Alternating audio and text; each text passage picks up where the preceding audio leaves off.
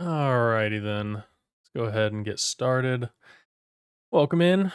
I'm the average goob, and today we're going to be starting the Pirate Software Game Jam 15.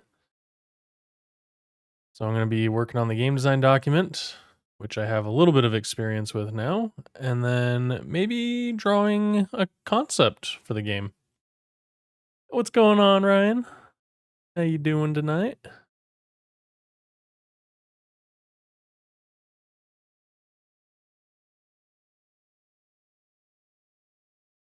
Oh, all right.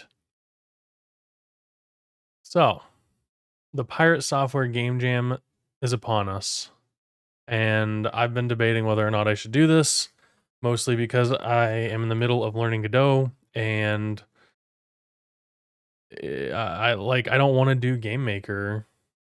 I want to keep learning Godot. So I'm not going to compete in this game jam, but I am going to make something for this game jam.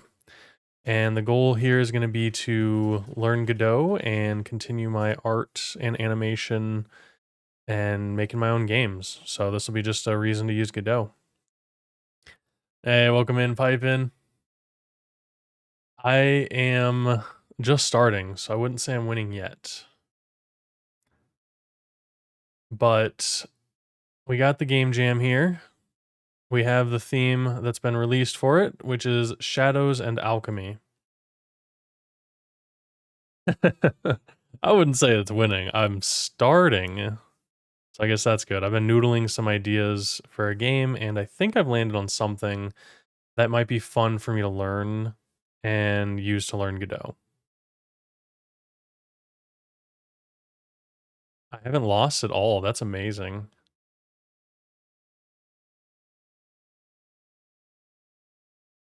It's just how Twitch is. Hey, Granger. Oh, I'm late.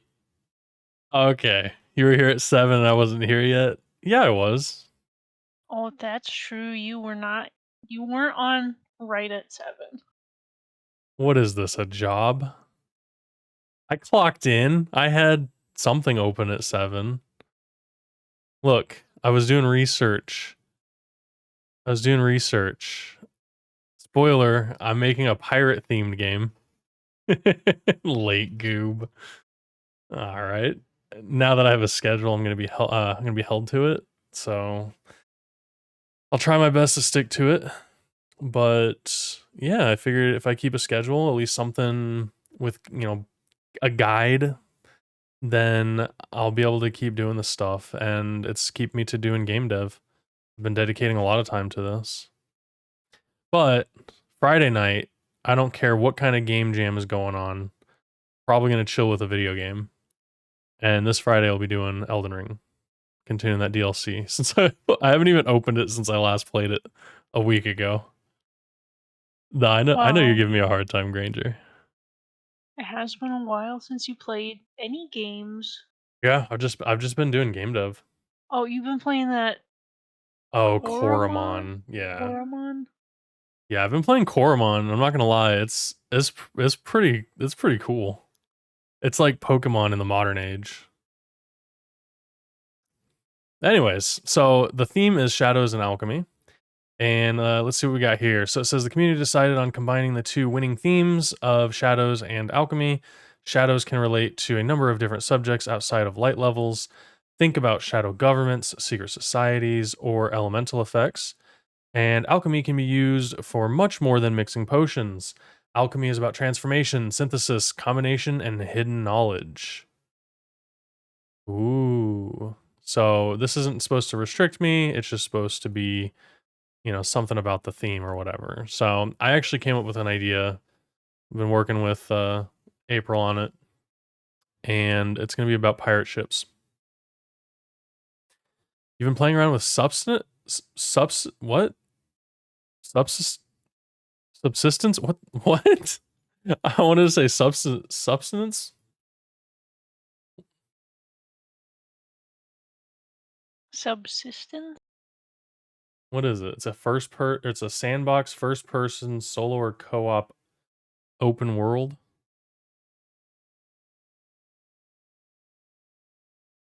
What? Oh, that's like Rust. Hardcore survival? Okay. Oh, dang, that looks brutal. That moose stabbed the guy. Dang, I haven't played a survival game in a minute. Not to say that I haven't played survivors games.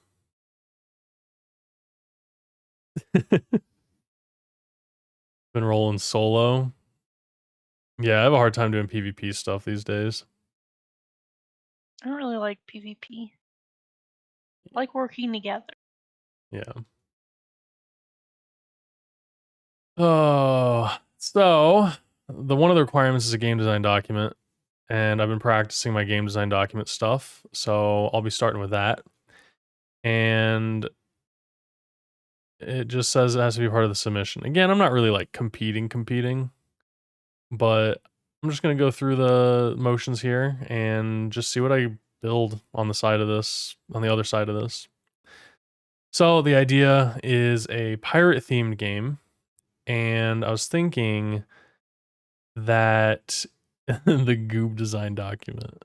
Yes, exactly. I was thinking about having an upgradable ship since I kind of want to work on the whole art thing and do customization still. So I was thinking about like an upgradable ship with a top down view. So kind of like the 3/4 style perspective that I've been doing for stuff. And your goal is going to be to collect the booty, the treasure. And you were told of a tale of this crazy treasure that's protected by a kraken, and you have to go through these levels. It's basically survivor style, but it's a little more active. So you'll have your automated cannon that will kind of shoot off, and then you'll have like side cannons that you can upgrade that will shoot up and down. And then if something's behind you, you flip around and your cannon will shoot that way or something.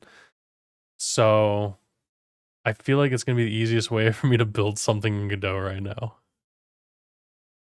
It makes me remember the only game jam you've been in. You made a rhythm game about a pirate going to another island.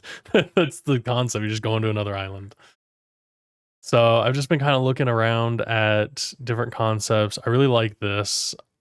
Obviously, I'm not going to be stealing art from anybody, but I kind of like the idea of just like a little pirate ship that you can upgrade. You can change the gun, maybe you can change the sails and the body of the ship, maybe.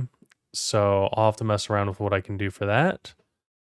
And actually, I'm going to copy this into my concepts, just like we did with the memory game. And don't worry, I didn't abandon the memory game. That is on hold because that is my long-term project. Just like every other game designer, they have one project that they just keep putting off with other things and it keeps collecting dust. This is going to collect dust for a minute because now I can use this to learn Godot with a little bit of a pressure behind it.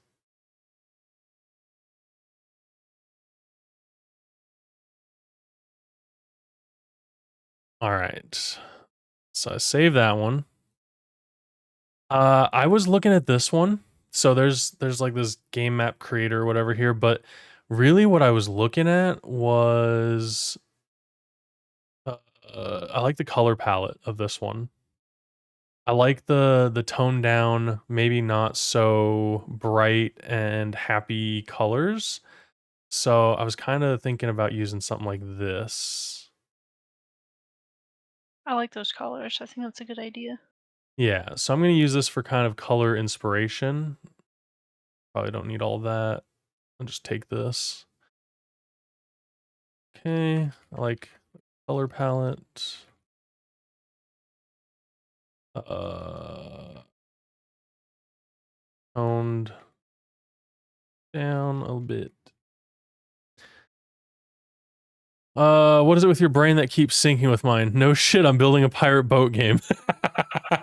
Oh my All goodness. right, I mean, to be fair, the game jam is pirate jam, so I figured I'm going to be overlapping with a lot of people, but the fact that they're both about pirate boats is pretty funny, dude.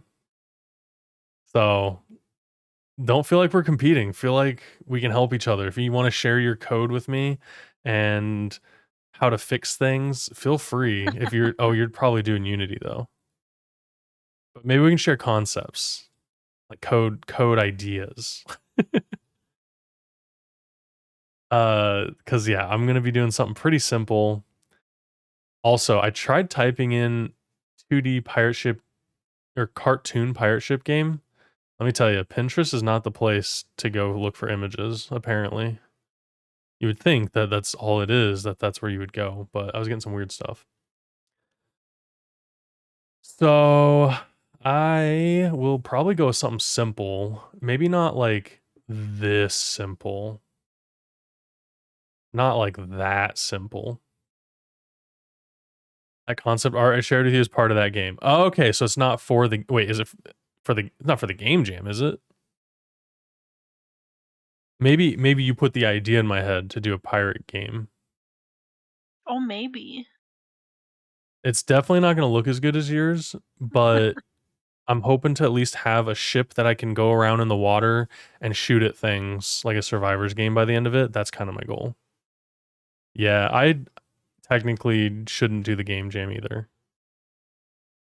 Why not?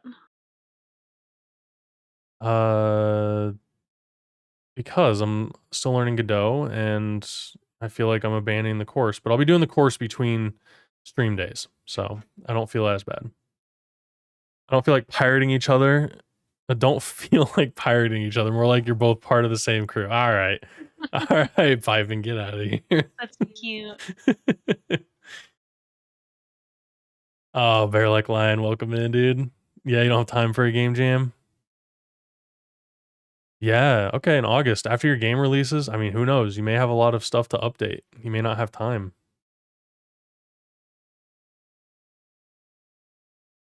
But yeah, no, it's okay. Like I'm just doing the game jam because it's again giving me another reason to think critically and use the game engine in a different way, but almost in the same way that I've been learning. So I want to, Just for practice. yeah, it's for practice. I just kind of want to do something simple. And I know I'm gonna do my memory game, but my memory game is gonna be a roguelite, and so I'm adding different elements that I'm gonna need to learn before I do it. Let me know if you need help with the code concepts. I've got a ship controller built with weapons. That's pretty sick. Ooh. I'm not gonna lie, I might, and I have some ideas for what I want to do for the actual mechanics of it. So if I go back to that picture, so like I said, I want to have like a cannon shooting from the front of the ship. Maybe I put that on the back and it's an auto cannon. And then the whole, like the front, you can have like that decoration, the ram on it. And then you can ram into things like break crates with it and collect supplies. Or and then have like cannons on the front and back of your ship, or on the sides, I guess. And so it'll shoot up or down. And so your, ship will move left and right.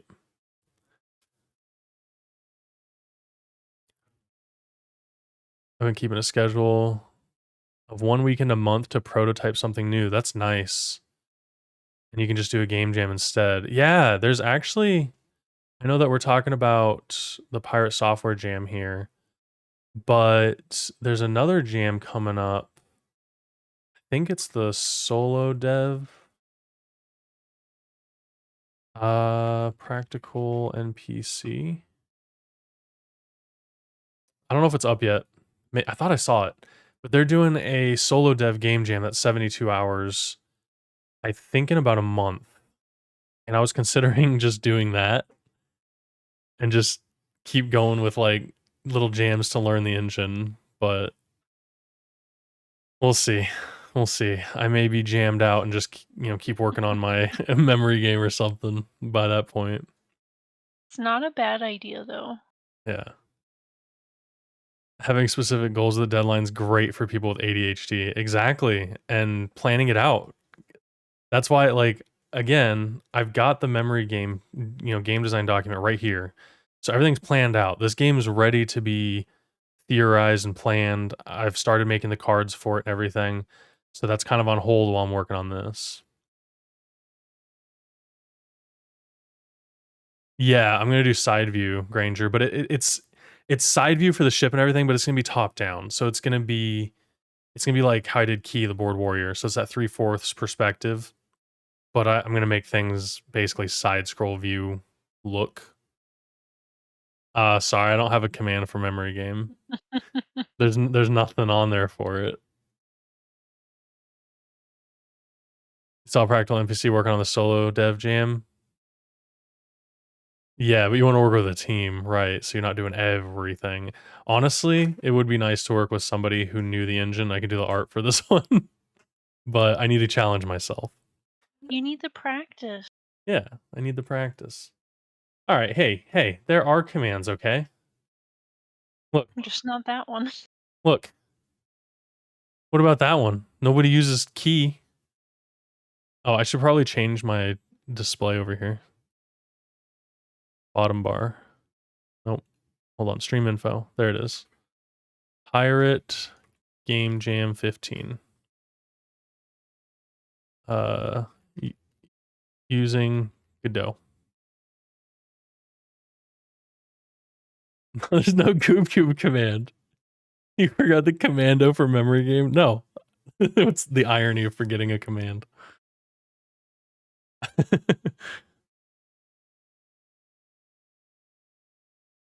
By the way, Goob, I sent you a link to a game I did for Game Jam last year. That was the jam I did. Okay. Okay. Well, hold on. Here's the other command. Look at that. And then this one too. That one's funny. That's so funny.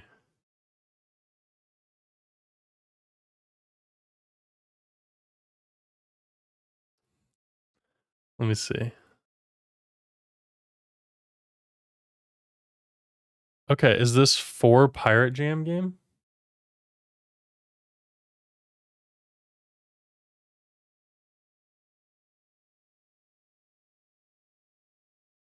Oh, wow. Two Nerdy Nerds played this 2 months ago.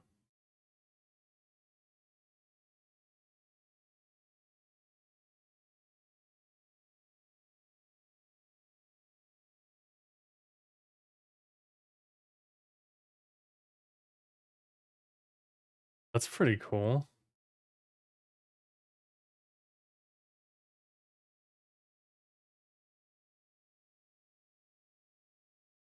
I can pull it up here. Look at that. Was this made for a pirate game jam? In a week? You did all this in a week? Let me guess, you did all the coding Wow. for it. Huh? I like that. That's pretty cool. I love this moth. Scary moth.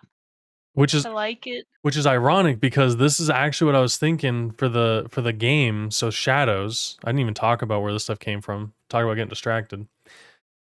It's for the game dev TV jam. Oh, I like them. So for the shadows, I was thinking since it's gonna be like top down, we could have the shadows be like based on size will be things that could capsize your ship or destroy your ship. So like a kraken's tentacle or a shark or whatever, like the cannonball shadow, just depending on what it is, and it can help you navigate or maneuver around it. I was also thinking shadows could be like crates floating up from the bottom of the sea or something that you can ram for supplies or something. Yeah, so we could use the shadows for that. And then the alchemy part of it would be you get to craft your cannonballs. So you can make different chemicals that can be used as cannonballs. So you can have like a steam cannonball. You mix a fire one with an ice one or whatever, a water one or something like that. And then you can have like different cannonball elements that will deal different stuff. Now, I don't know how advanced or crazy I can get with it, but if I can nail down a couple mechanics like that, then I can start building them. Could at least do some simple ones like ice could slow them down, fire could be a dot. Yeah, I actually like that. The fire being a dot, ice slowing down, steam would, Reduce their accuracy or something. I don't you know. know, create like clouds. That'd be sick. So there's like a lot of things. Oh, here's a great little concept. Sea Battles 2. It's kind of cool. So you see how like every pirate ship game is like a total top-down view? I don't want to do that. So I'm gonna see how it's gonna work with like the 2D 3/4 perspective. So it'd be kind of a unique in its own little way. And then I'm limiting the player's movement already, so that's gonna be nice. I've never really looked at pirate theme games. I've played Sea of Thieves quite a bit. So I'm gonna be pulling a lot of my pirate game feel from Sea of Thieves, which I don't even know how I'm gonna do water and stuff. Okay, like this. This is actually kind of cool. Played a lot of Odyssey. Oh, yeah, that's true. I played a lot of Assassin's Creed Odyssey. So, but that wasn't all pirate maneuvering and No, stuff. The combat, yeah. though, the combat was good. And your ship wasn't even a pirate ship, really. It was just a ship. Right. I was even thinking about you being a merchant ship and you have to avoid these kinds of things, and then you collect the upgrades to fight off the pirates trying to get your loot. And you have to like maneuver the enemies to shoot the things you want to be destroyed. So you'd be kind of like a bait, and they'd just be shooting at you and like destroy the sharks or destroy the kraken or whatever. So I was thinking something like that too. I like the idea of being a pirate going after like the ultimate treasure, like One Piece. Yeah, like One Piece style. So the one you're working on is more of an action RPG camera angle, like the whatever that's called, over the shoulder camera behind the head. Oh, I left that door open. Oops. That's okay. Uh, yeah. Oh, and then a parrot. So April's throwing around the idea of having a parrot that you could just like send out to go collect things. So maybe we have a companion. Oh, that's a good idea to go collect stuff that got dropped. I like that idea.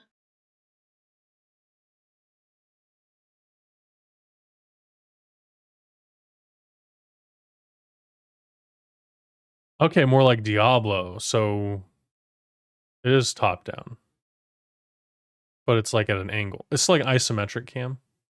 I freaking hate isometric. I don't understand isometric. Up is upright, right is down, left is backwards. I don't understand isometric games. Like this gives me anxiety. What direction is that ship going? Down or up? We don't know. It's not bad with a controller. Not good on the keyboard. Yeah. Okay, it's like normal 3D. Okay. I'm just saying.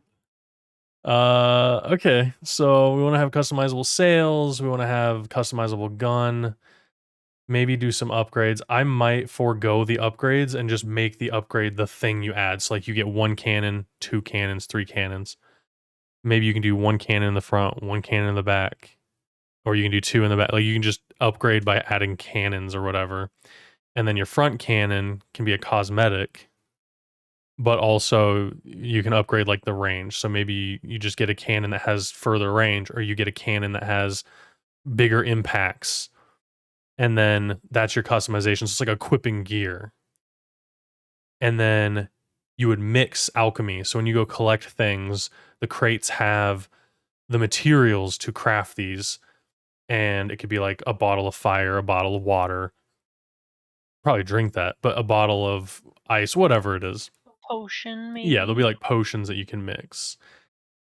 And then you would just put them into your cannonballs. I don't know how cannonballs are made. So, They're magic cannonballs. It doesn't need to make sense. or maybe you just load up your cannons with the potions, and then That's an idea. when you fire it off, it's like the potions mix into a cannonball. I don't know, something whatever's going to work for us. You just mix potions and load them into the cannon. Yeah. It's perfect. So, something like that. Probably have to start writing these down.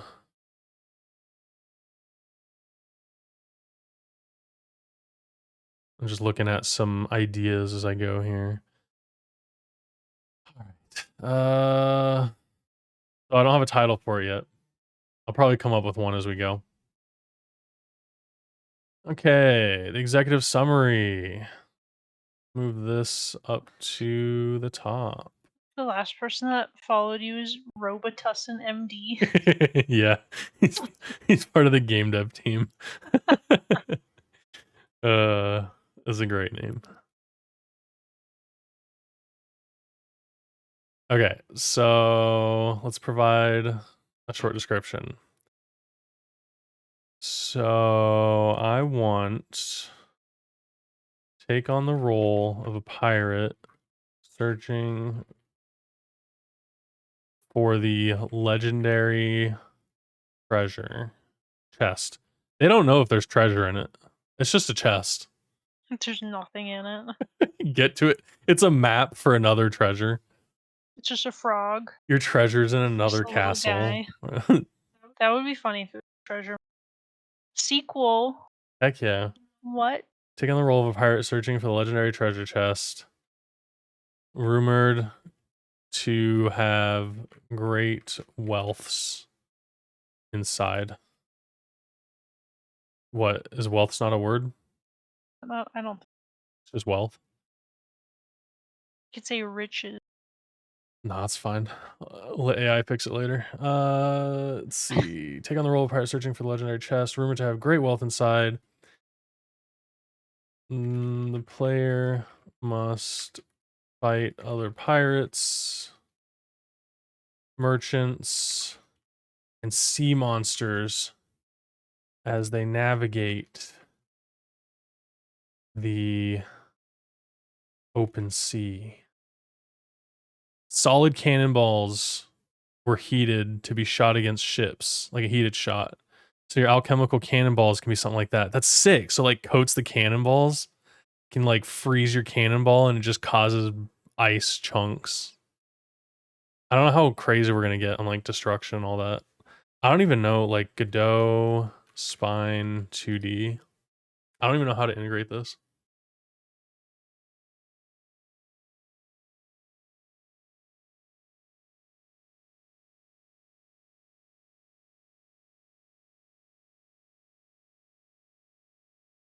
Oh, what? What?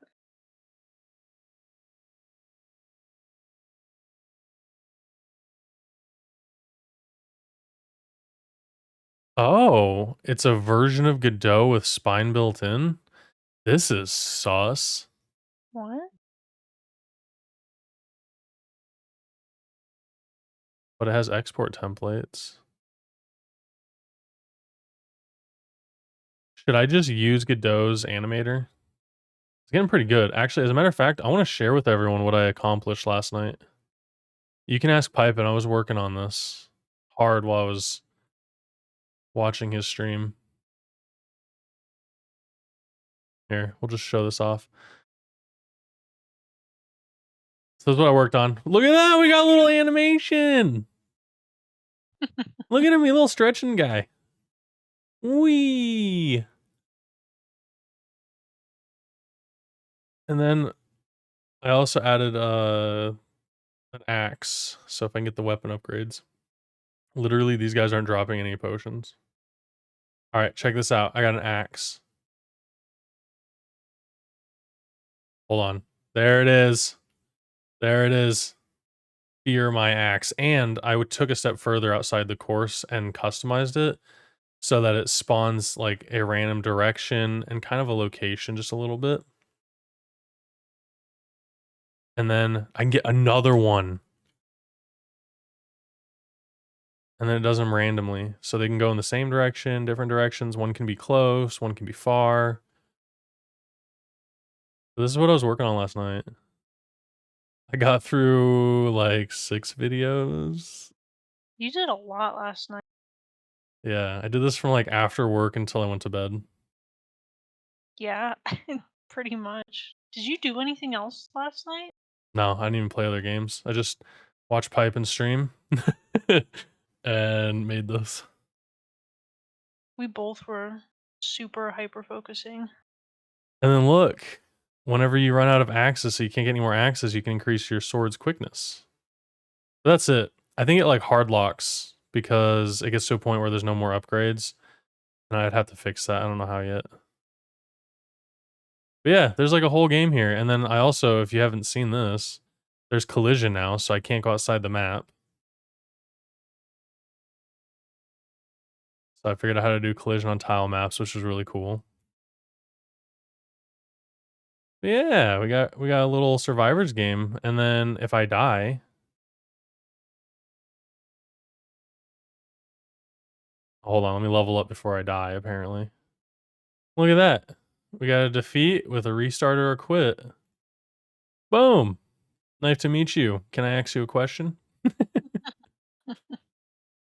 They stood no chance against the axe. So, anyways, that's what I worked on. That was a lot of fun. But again, I don't know what half of this stuff is. It is I was told to do it, and like I kind of understand it. Like I can go in here and I can work on a tile map. I can get in here and make collision masks. But do I know everything that's going on? Not really. I know how to navigate the interface. Like I can get into the player's animation. I can change it to his walking animation. I can play it. Oh yeah. I can reset it from here. So that's why I was like, this is basically the same thing as spine, the way I'm animating. And I'm like, I might as well just do the animations through here instead of trying to get a whole spine build. It'd probably save you a lot of time Yeah, I think so. just doing because you really just need simple animation. Yeah, and really with the ship and stuff, there's probably not going to be any. I'm probably going to make the motion of the boat with code because that's what I was doing in Game Maker with the fish. I was trying to make it animate with code, which was so much better than trying to animate it and then add it in. You'll thank yourself for doing it in Godot? Okay. All right. So I'll probably stick with Godot's animation now that I've kind of learned it a little bit. And it's very easy. And like my thing is though is combining the character together and adding like different body parts and all that stuff. Like I assume I would just make different sprites, but how do they attach to the root? Is there bone animations? I guess I would attach each thing to like a node. Yeah, because like you can take these, like the visuals here, and then you can rotate it and it rotates the whole animation. So now the character's doing that down there. So maybe.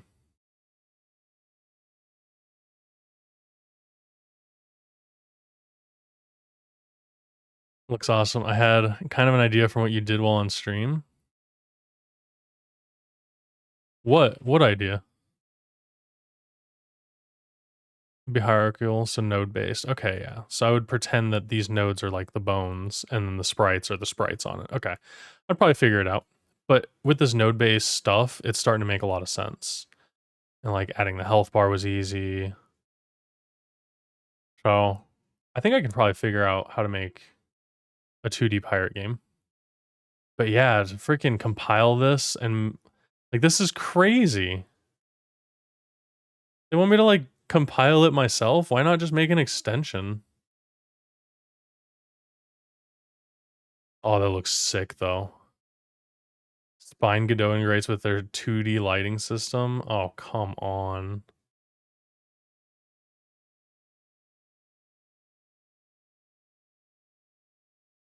Spine animation tracks right in Godot. You can't tell me that's not cool though. Okay, but this kind of shows how it's set up. Look how the little guy has a guy on him. And his kneecap has a guy on the guy.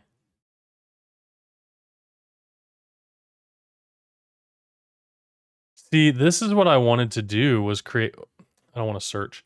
I hate that. I hate this turning into a menu. It's so annoying. But anyways, I wanted to add like be able to do custom skins and stuff, but then I think I can just swap them out, make a reference in code, and swap it out. So I think like I'm understanding this stuff a lot better.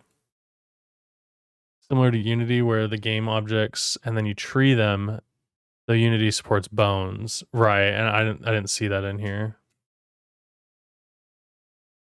The title Medal of Honor started ringing in my head, so I thought of a joke game, Axe of Honor, where you just fling axes at enemies, shoot 'em up style. Why not? Why not? You could be like a little Viking guy. That'd be so cute. Well, it probably wouldn't be, but you could make it. You could make it cute or you can make it hardcore. It doesn't matter. But I said a little guy, which would be cute. One day, Spine. Sucks that you have to have a custom build though. That doesn't make any sense.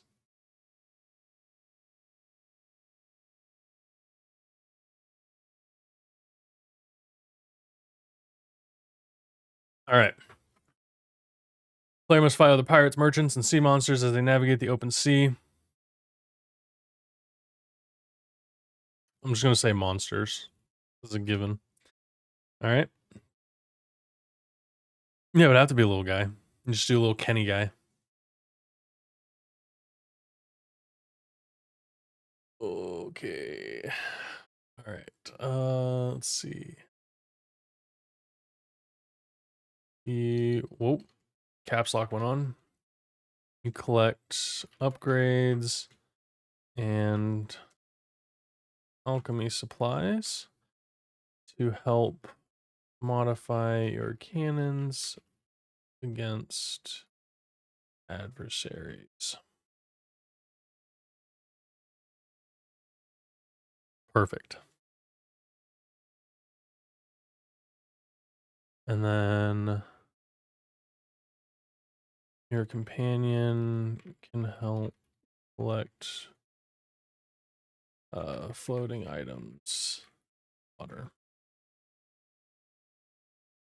As you upgrade your ship and take on increasingly difficult enemies, you find yourself facing the ultimate challenge, the Kraken, which by the way probably is going to get named on stream, just saying. I know how you are all with your channel points. Spine was built for web animations at its core. We tried it in Unity and it was a massive pain in the ass. Fair. This was before Unity had 2D toolkits, which I'm glad they added. I think that's pretty cool. Once that release, we moved to as the way it was more intuitive and simple to use for sure. I kind of felt that way with Game Maker. Like it felt like I was fighting to get them in there a little bit with some of the positioning and stuff, but once I figured it out, it kind of made sense. And I can always use Spine to animate them, export them as GIFs or as PNG frames, and use those too. I think. Can I? I think so. Godot sprite frame animations.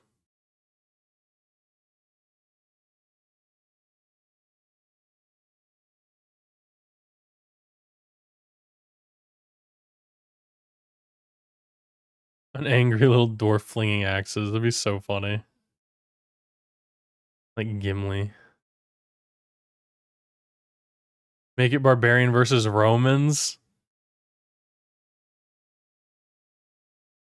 Overlap between that and asterisks and obelisks is too possible. I don't know what that is. Is that a game? Never heard of it.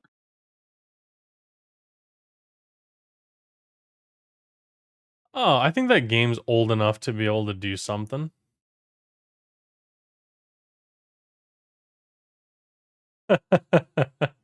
Oh my gosh. They made a movie last year. It's a French comic. Okay, yeah, I've never heard of it, but I feel like I've seen this.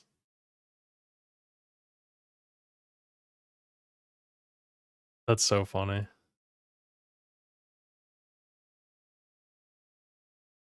Okay, he definitely put in frame animations. This looks convoluted.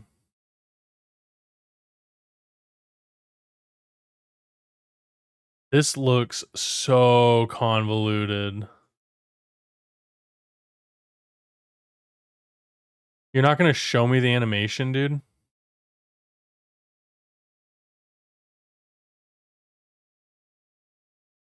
I went through that whole video to look at this last video part.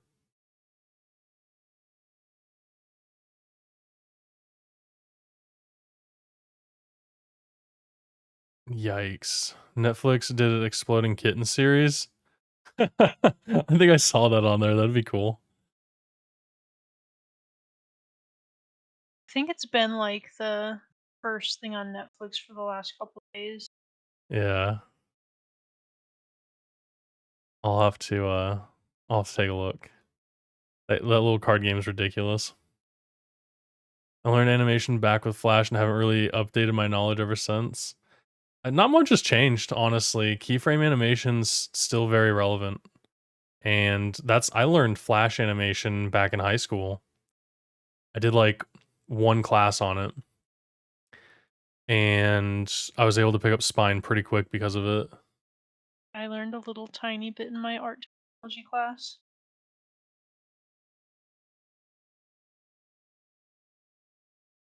Yeah, tween animations, lifesaver. Okay, so if you do a sprite sheet, it looks like this might be pretty good.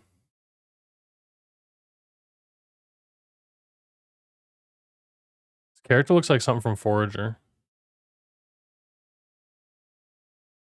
Oh yeah, dude. Not doing everything frame by frame is like the best.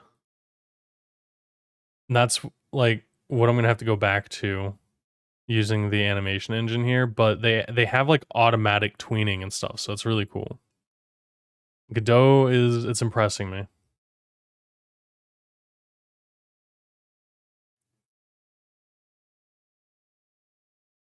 Oh, so you'll just change the what? The animation track key. Okay. That's so interesting. I guess that is a way to do it. You would do your sprite sheet and then just animate it through here. Frame. Okay. So you can do a sprite and then you just clip it down to the one thing and then you'd move it through its frames. Oh my gosh.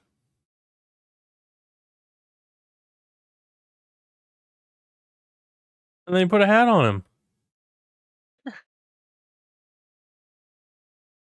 And then you can do the position of the hat, yeah? And you would just make it go down and up. Oh my gosh, this is exactly what I need. This is perfect. Thank you. In case I need to do this way. I guess I'm gonna make one called resources here. Okay. Sprite sheet animation with Godot. Why did it do that? Just paste the link in there. Okay. Sorry, I got really focused there. I think the only difference is that we have bones we can tween now. Yeah, that's it. You can do full bones now, which connect multiple sprites. It's worth it. Just doing spine and understanding bones and everything, it makes it so easy. I can rig up and animate any of my sprites as long as I draw them and all that. I can do it in like 10 minutes now. It's so easy. Now, are the animations going to be really good? I don't know. I can't really tell you that. But I can tell you, I can rig it. Just do it, Pipe, and you don't have to wait on people. If you're making 2D games, just bone animation. You're using Unity. It's got it all built in now. It'd be worth it, dude. Yeah. Yeah, like I'm not even an animator and I can rig stuff. It's very simple. I mean, here. Here. You know me. I like being distracted. Let me just show you how easy it is. That looked kind of interesting, all blurred out. I swear it's spine. All right, let me open up key. Okay. So I'm hiding the bones right now. Look at this. It's very simple. Can I delete the bones without deleting the images? I don't know. Dang it. Okay, hold on. Let me just do a new project. Let me open up key. Assets, key. Hang on. I got this. Maybe. Where is it?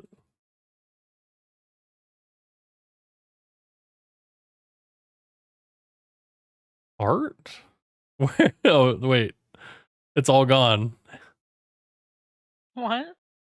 All my assets are gone. Oh, it's wanting me to open a project. Hang on. I just want to import an image. Import a PSD. I was like, nothing's here. All right, I found it. Here? Sure. Discard. Overwrite. Okay. All right. So this is, I just imported my PSD. So all it was a Photoshop file where everything is separated out. And then all I do is I click on the root bone that it starts with. And I notice that it's pointing a certain direction, which is interesting because I think this is what's causing the issues in Game Maker, but that's irrelevant right now. So then all I do is I go to create a new bone, and then you want to connect it to the root. So everything's going to connect to this one bone, so if you move it, it moves everything. And then I'm just going to click on the body here. I control clicked on it, and I just drag my bone to the length or whatever it is of that sprite. And so now you can see my body is now connected to the bone. And then all you do is you click on that bone, and then you control click on the thing you want to add, and then you just kind of add those points. You re-click on the main bone, the sprite you want to add, you put it there. You click on the main bone, click on the sprite you want to do, you add it there, and then I want to add a child of this, like maybe I wanted the foot to be separate, then I would just add that on there. Go back to the main one, select your sprite here, add another one for the foot, and I didn't do this much for my sprite, but whatever. And then you do the head, and then from the head bone, you do the eyes, and then you can just do a click there. So now the eyes have a position, but they're not an actual bone. You do the head one again, now you do the hair, and everything's connected. So this probably isn't gonna work first try. Oh, it did. Look at that. Everything's all connected now. And then now I just wanna animate it, and you just go into whatever the animation is. They have like auto keying and stuff now, so maybe I just want him to like wave. So I'd grab whatever it is. I would add a key for this frame for what it is. So all like animation software has like a little key thing. And then boom. And then on 10, I want to raise my arm. On 20, I want to raise it down. And then on 30, I want it to come back down here. That's it. Technically, that's animation. No, I'm not setting up IK. Yeah, if you do IK, it can like separate it out so that like whenever you move like the body, the legs and stuff will bend and go up as the body goes down. So it kind of creates more of a realistic push and pull to the animation. That was a really complicated part for me, so I didn't really get too far into it.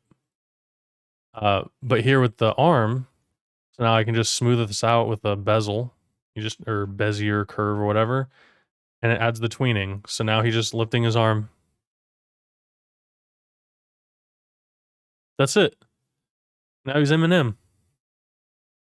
So it was like, it was so easy to learn this stuff, and that's just from bone animation. So now if I moved the body and did like a rotate with the body, and I just moved it down here.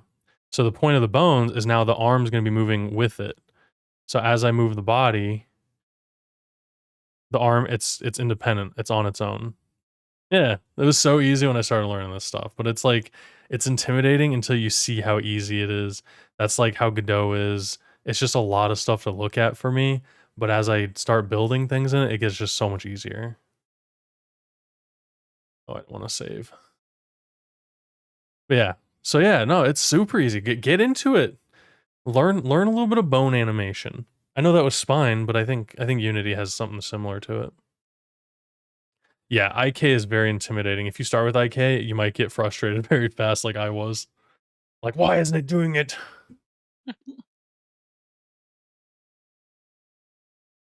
I'm not gonna lie, I feel unquenchable right now. I'm so thirsty. You know, some electrolyte. That's what this is. Oh, It's supposed to be helping hydrate. Now I'm just gonna have to pee. All right, genre. This is gonna be, I don't know, action arcade. Target audience, pirates. My unique selling points, big riches. I don't really have a unique selling point. I'm not selling it. Customizable ship with engaging mechanics. We'll come back to this. Yeah, Unity is similar to Spine, how it uses bones for 2D. Okay, I figured. I was watching some stuff on Unity when I was figuring out a game engine to go with. I'm more like the person that starts getting bored when things work than when they're not. That's fair. When everything's working, it's like, what do you do next? Yeah, I'm a problem solver too at work. If I've got a problem to solve, day's gone. If I have to sit there doing a very calculated thing, I know exactly what I'm doing. It feels like the day just can last forever. I'm like, okay, what task am I on now?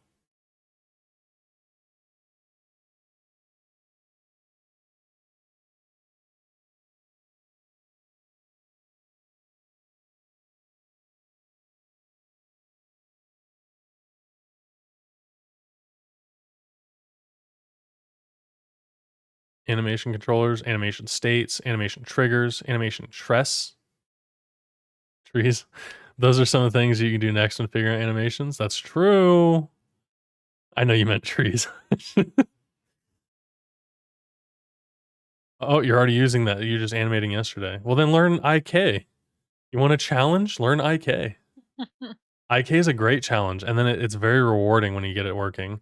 Let's see. I'm gonna do it again. I think I have an IK rig that I was working on. That'd be sick if I did. I could show you. did you see? Did you see what it looked like? It's Spine's logo. Ironic that the censorship made it worse. Nothing I can do. It's bones. What can I say? All right, hear me out. Look how fucking complicated this rig is. Do you see this tree on the right side under the chat? Do you see that? This is insane. All right, let me close up the tree here. All right, so I have IK constraints set up. So everything has it, like the shoes, the feet, the legs. I think that's all I got too. I was even doing like a little test 3D thing. All right, so when you're running, oh god, it's not done. Anyways, I can probably move the root here. It's not connected. Whoops. You were still learning. I don't think you finished. Oh, her sword? Okay. There was a lot of stuff going on here. Apparently it's not connected. Maybe the feet are. Let me do the pose. Oh, no. There we go. Okay. So do you see I swear it's hooked up somewhere. Something's hooked up. All right. So do you see how when I move this, there's constraints so that the leg doesn't like turn backwards or like weird? Okay, I know it's weird, but like there's constraints. So like the knee's not gonna flip around. There's some constraints, and so it helps you like keep these movements. So like when I lift up my leg, the knee goes up, and it kind of keeps that. Don't worry about the foot. This is fine. That's totally normal. That's how human feet work. I was learning, okay? It's very constrained right now What happened? Why did it come off? because I pulled it off. So, yeah, anyways. Do you see what I mean though? Like you're like, "Oh, I get it." And then all of a sudden you pull a different part of it. Oh, see, now it's fine. But you pull a different part of it and it's like, "What is going on here?" So anyways, hold on, let me just make sure again. I want to make sure I'm not going to get in trouble for this. Wow. Yeah, Stop forcing us to look at that. there's nothing I can do about that. So we'll probably leave spine out of the equation here. Yeah, no problem, Piping. I think it's great. You know, the animation stuff. It's a challenge, but there's always a level that you can get to when you learn animation. I feel, and then you can start doing 3D animation, which is everything times whatever 3D is. If you add the weights to those constraints, then it smooths it out. Yeah, I don't think I did any weights. I was working on the cloak for that character rig. The cloak was going to have its own, her hair was going to have its own IK, the sword. There's so much to that project.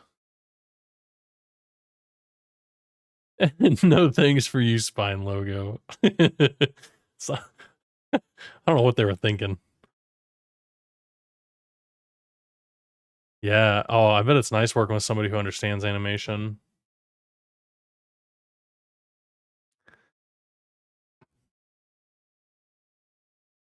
You ready for this? It's time. Wow. Love that. I'll never get over it. So wanging. The player should feel epic. Hey, thanks for the hydrate, Ranger. I appreciate that. I'm gonna drink some cold water over here.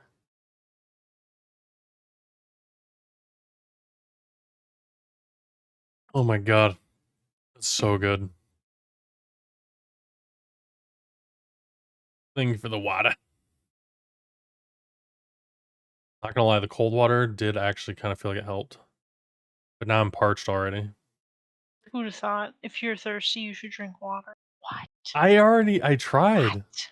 I tried. If I press lose the glasses, are you able to find them? Real funny. Probably not. Yeah, I'll find them. I can see. Just not Just very well. not very well. The player should feel epic when firing cannons. Player should feel their weapon choices make a difference. So as we're talking about player experience goals, the way I want them to feel the game. So when you progress, when you get to the next level, you feel like you've progressed the level. Enemies are getting more difficult. Enemies are getting smarter, more varied. Maybe more elite bosses. Maybe there's more structure to them. The player should feel epic when firing cannons because I want the player to manually fire the cannons. So when they fire it, it feels awesome. Hey, I was like, what does that sound? If possible, there could be a hidden goob ball. Okay. All right, hold on. Hold on. We want... I'm going to create a new subpage here. Stream named items. All right. We have upgrades. All right. Thank you for that, Pipin. Thank you for the naming. We will call... I mean, why not? One of them's going to be a goob ball. All right. Do you have an idea of? Well, I guess we'll figure out what the goob ball does when that happens. Is it sticky? but sticky causes ships. Maybe it builds up and causes them to sink. Oh shit! Hey Granger, thanks for the gifted sub to Pipin. Thank you so much. Welcome in, Pipin. You are now a gooby.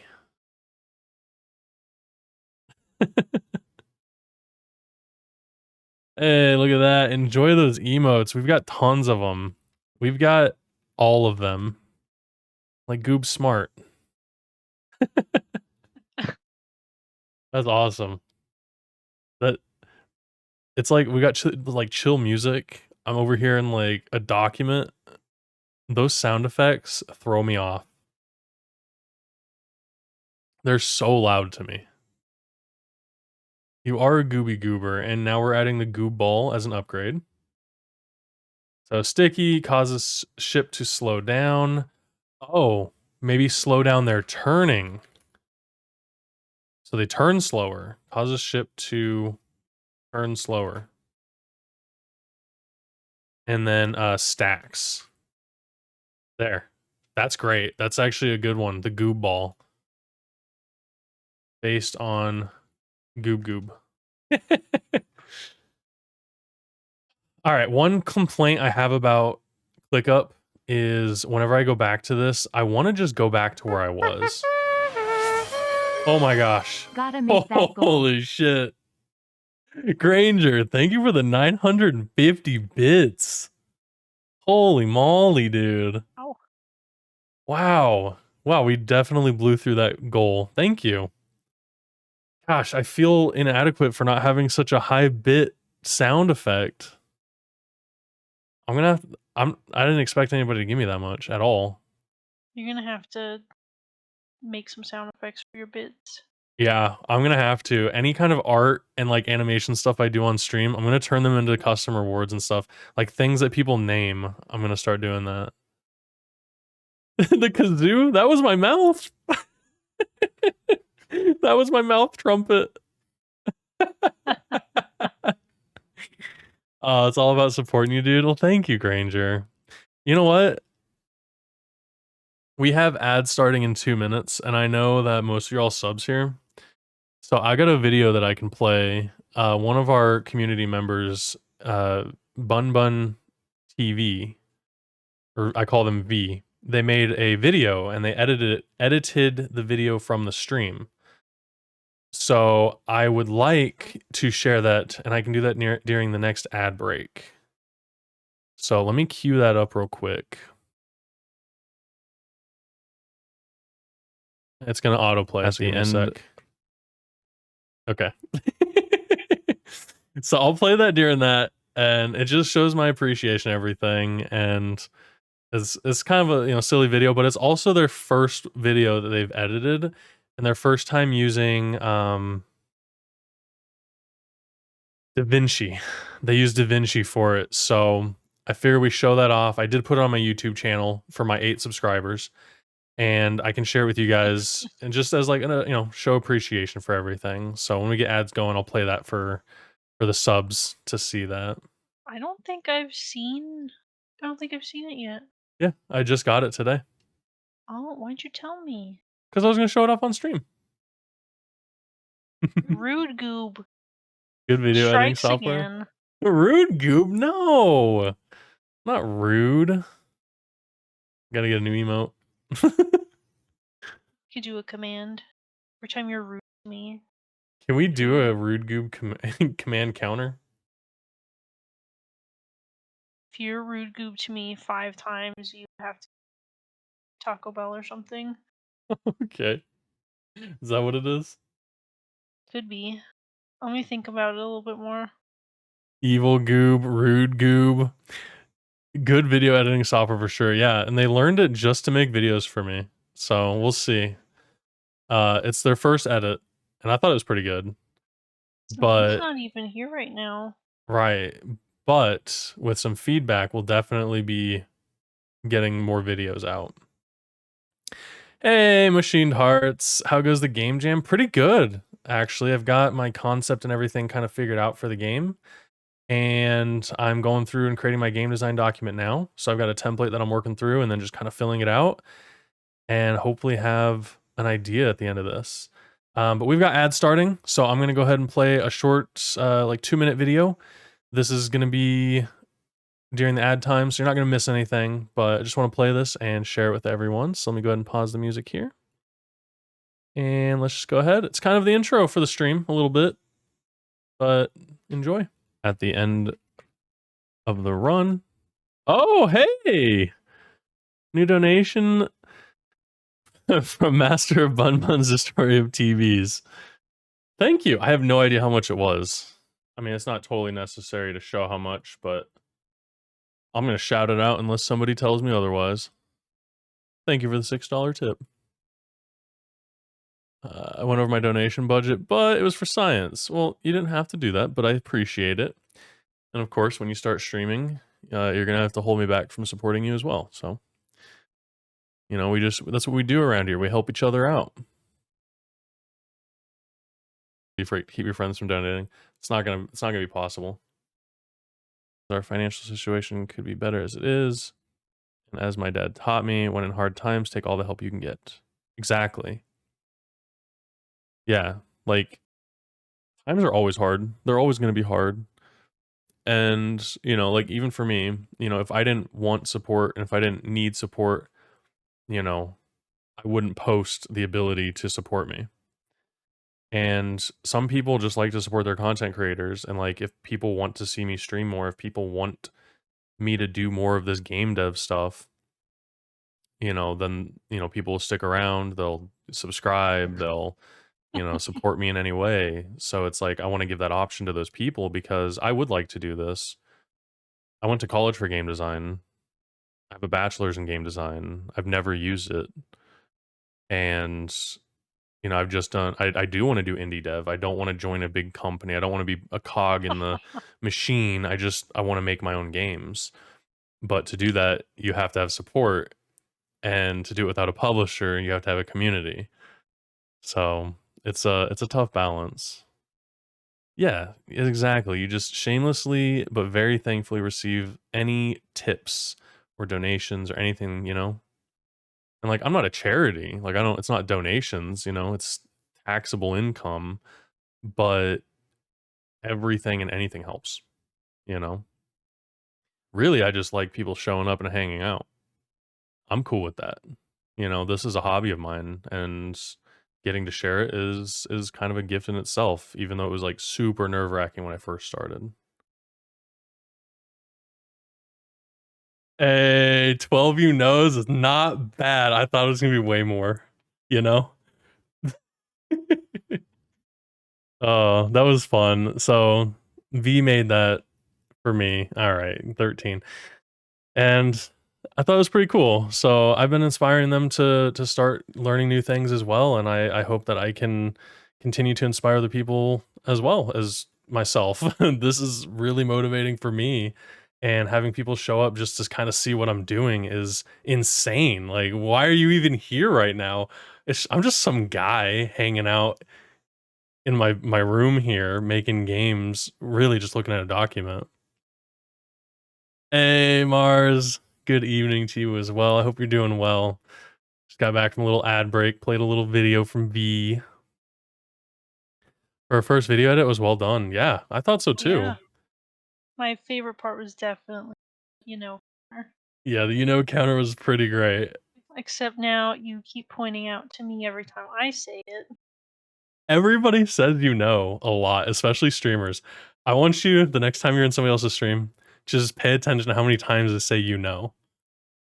It happens a lot, you know? Just kidding. You said that I said a lot, and I was like, I don't remember saying it one single time. It just comes out of nowhere. It just comes out. Actually, as a matter of fact, I was watching a movie, Parks and Rec. I was watching Parks and Rec, and they said 5 times in one conversation. Is this like, does everybody say a lot? Do we just expect people to know? It's just a it's just a filler word, Uh, I guess, you know? I say, does that make sense as much as you say you know? Oh my gosh. I feel like I used to say, does that make sense a lot? In my wife's stream, we have a Panini no counter. Panini is the name of our cat. Panini no. Panini no. It says here you might have internet connectivity issues. I'm streaming at It's 6,000 kbps. it's from Parks and I'm like, wait, it actually does say it though. It says unstable. Is that my stream or Oh, is that does it? me? Yeah, it does say unstable. Yeah, I started watching Parks and Rec like 2 weeks ago. It's so great. I watched Brooklyn Nine-Nine, I watched The Office, and now I'm watching Parks and Rec. The classics. Yeah. It's a filler phrase, you know? Yeah, it is. It sucks that it's a filler phrase because it's a good one. Well, I think most people don't notice. Maybe V noticed because they aren't from the US. Oh, yeah, it may not be probably not a common filler word in other languages.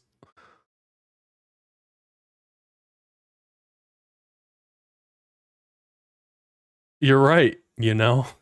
Oh, come on. I'm being attacked now, you know? It's the shortened Canadian version. Don't you know? Don't you know? You never know if the streamer is unstable. No, it's a crapshoot. All right. I'm going to make some progress on this game design document. How does the game start?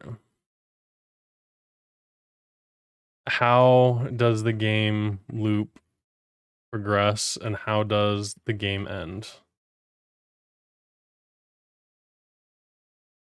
About that, you know. We call them little crutch words.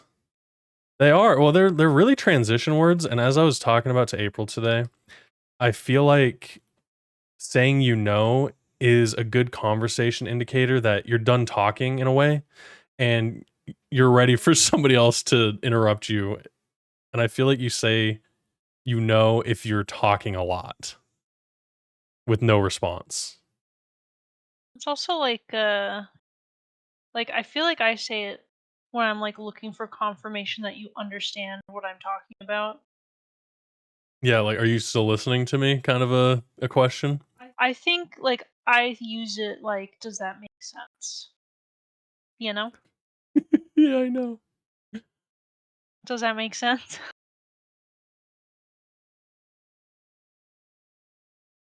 The other day I learned that, especially in Japan, they respond with emphasis words to say, I'm listening to you. That's Like, oh, interesting. really? Yeah, I do that. That's active listening. I learned that in college. And then I also found out that it sounds like you're interrupting people when you do that. Oh no. So I never know what to do anymore. Do I just stare at them? Just stare at them really intensely so they know you're really paying attention to them. You have my attention. Just kidding. At the end of the run, it restarted the video. Hang on. Restart when it becomes active. Yes. No. I don't know. That wasn't creepy at all. Good. It wasn't meant to be creepy. Blink. You're gonna do the pirate jam. That's cool. Yeah, yeah. I figured that's what I do. So I'm ironically making a pirate themed game. Blink twice if you're being held against your will.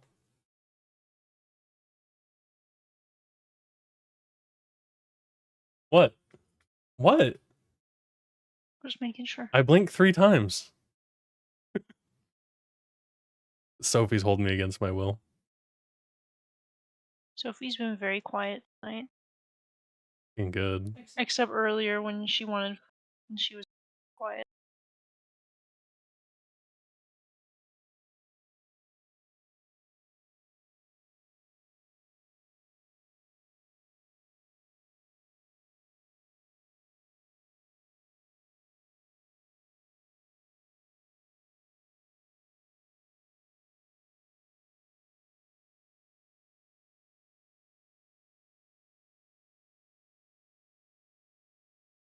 can't spell dangerous.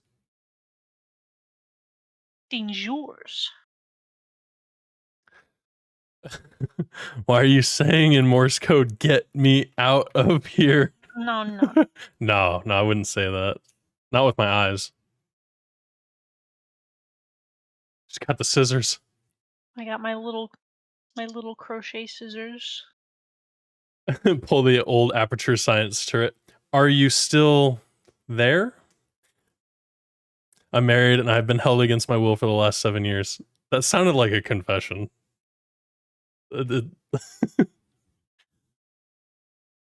Wow, you've been married for 7 years. Congratulations. April and I are going on 7 years together, actually. Mhm. Getting close to that. It'll be 7 years next year, right? So we must be at 6.5. Yeah. Yeah, I locked that down 7 years ago and 4 score ago. I don't know how that term goes. What? What? 7 years and 4 score ago or something like that? I don't know. 4 score and 7 years ago? That's the term. What's that, like 47 years ago?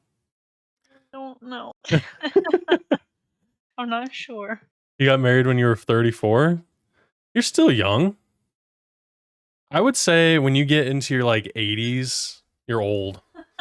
Like when you're in your 80s, you're old, and that's okay. You can claim that title of old. I feel like you deserve to be retired, not working, not leading a country, just enjoying life from your porch. I was born in the 80s. That's fine. You've seen a lot of stuff evolve. We've got a couple old frogs in here. We have some young frogs and old frogs. But everybody's a goob. Doesn't matter how old you are. You're never too old to be.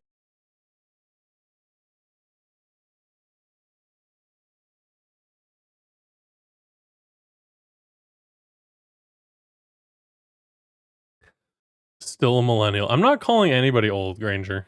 I didn't say any names. I just said there's a couple in here.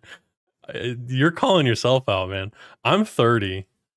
I'm 30, so I was considering myself to be kind of old because when I was a kid and my dad was in his 30s, I used to make ancient jokes all the time. So now I'm at that age. And you're like, oh, I'm still a baby. I'm like, I'm still just a kid. I don't know what. Just because I was born in the early 70s doesn't mean I'm old. Ah, 70s. Those are some good times.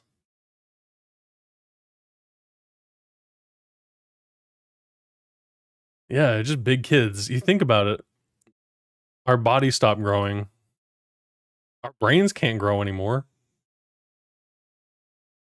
I had an Atari and actually used an Apple II. I used Yeah, I've used an Apple II as well. What is this? That's what I used to have one of these. I never used one of those. I wrote my first game on one of these. It was called The Plague, and it was like Dungeons and Dragons apparently, which I'd never played. And I think we had this hooked up to a printer, and maybe it was one of these. No. Where's the 15-inch one? I had an actual interface. This one. This is it with the mouse. The LE, the 2E. This is the one I had. Sorry. And I did like the word processor thing on it, and I exported like the documents. I had all my like probabilities. I put all my items out, and then I had to like cut them and folded them up like little loot and put it into a box. And anytime you killed a monster, you like put your hand in there and shook it all up, and you pulled out a piece of paper, and that was your loot. The bodies grow in the wrong direction. No, gravity starts taking over. Oh, dude, 80s music does rock.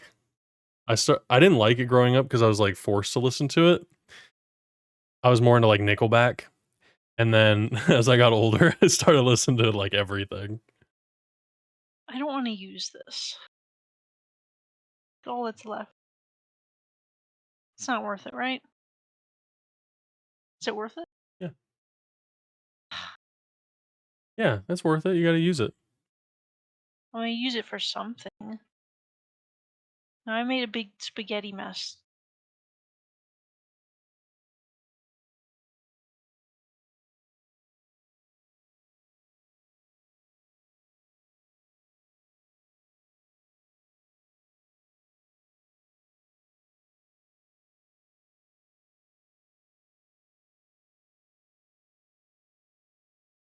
I'm just putting a bunch of garble here. Basically, the player starts on the docks of Merchant Cove. They explore the intro waters and find their first cannon, which allows them to fight enemies. And then the game loop progresses. The player destroys crates, picks up supplies, crafts new cannonball recipes, destroys other enemy ships while avoiding dangerous shadows lurking in the water, i.e., sharks, giant octobus. What? I don't know. I was typing octopus and a bee came out of it. I don't know. Giant sharks. No, sharks, giant octopus, seaweed. I'm just kidding. What else can lurk in the water?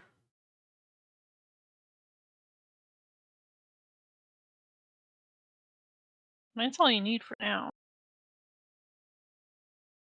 Oh, I hope you don't have thalassophobia like I do. Oh, whale. Oh yeah, you kind of need the whale. All right, that's all I need right there. A flotsam. You just what? This flotsam like just floating debris.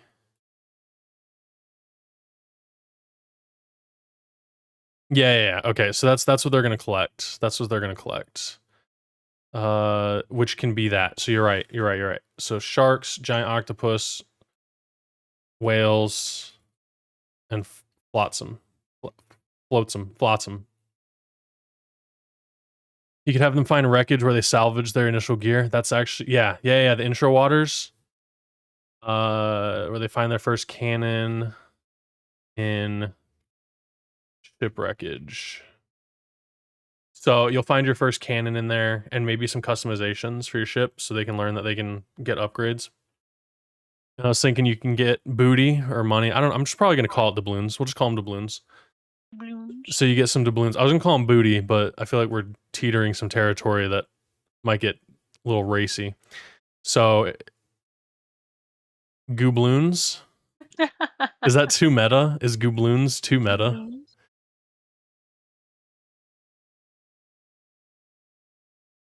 I had an idea for this last game jam to make a Goblin's Revenge game since he calls his chat goblins. Yeah. I was thinking about something kind of like that too. And I know the pirate ship theme is definitely a cop out, but it's also I feel like going to be an easy way for me to make a Godot game. Which by the way, when I start getting to the Godot stuff, I'm probably going to need help. I'm not going through tutorials, I'm not going through a course for it. I'm going to be doing documentation and open source code. So it's going to be interesting.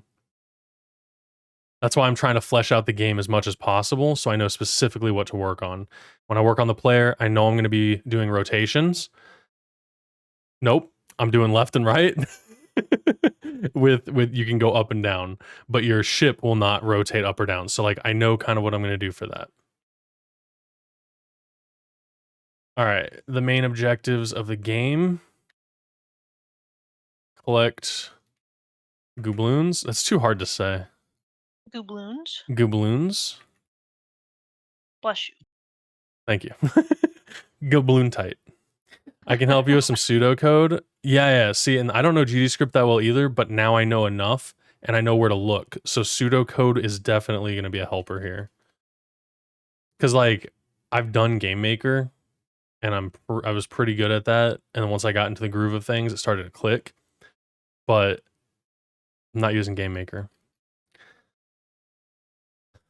Okay, what if you're using Gabloon? Let me do something. What are you gonna do? Oh, I can't. Next stream I use it. No.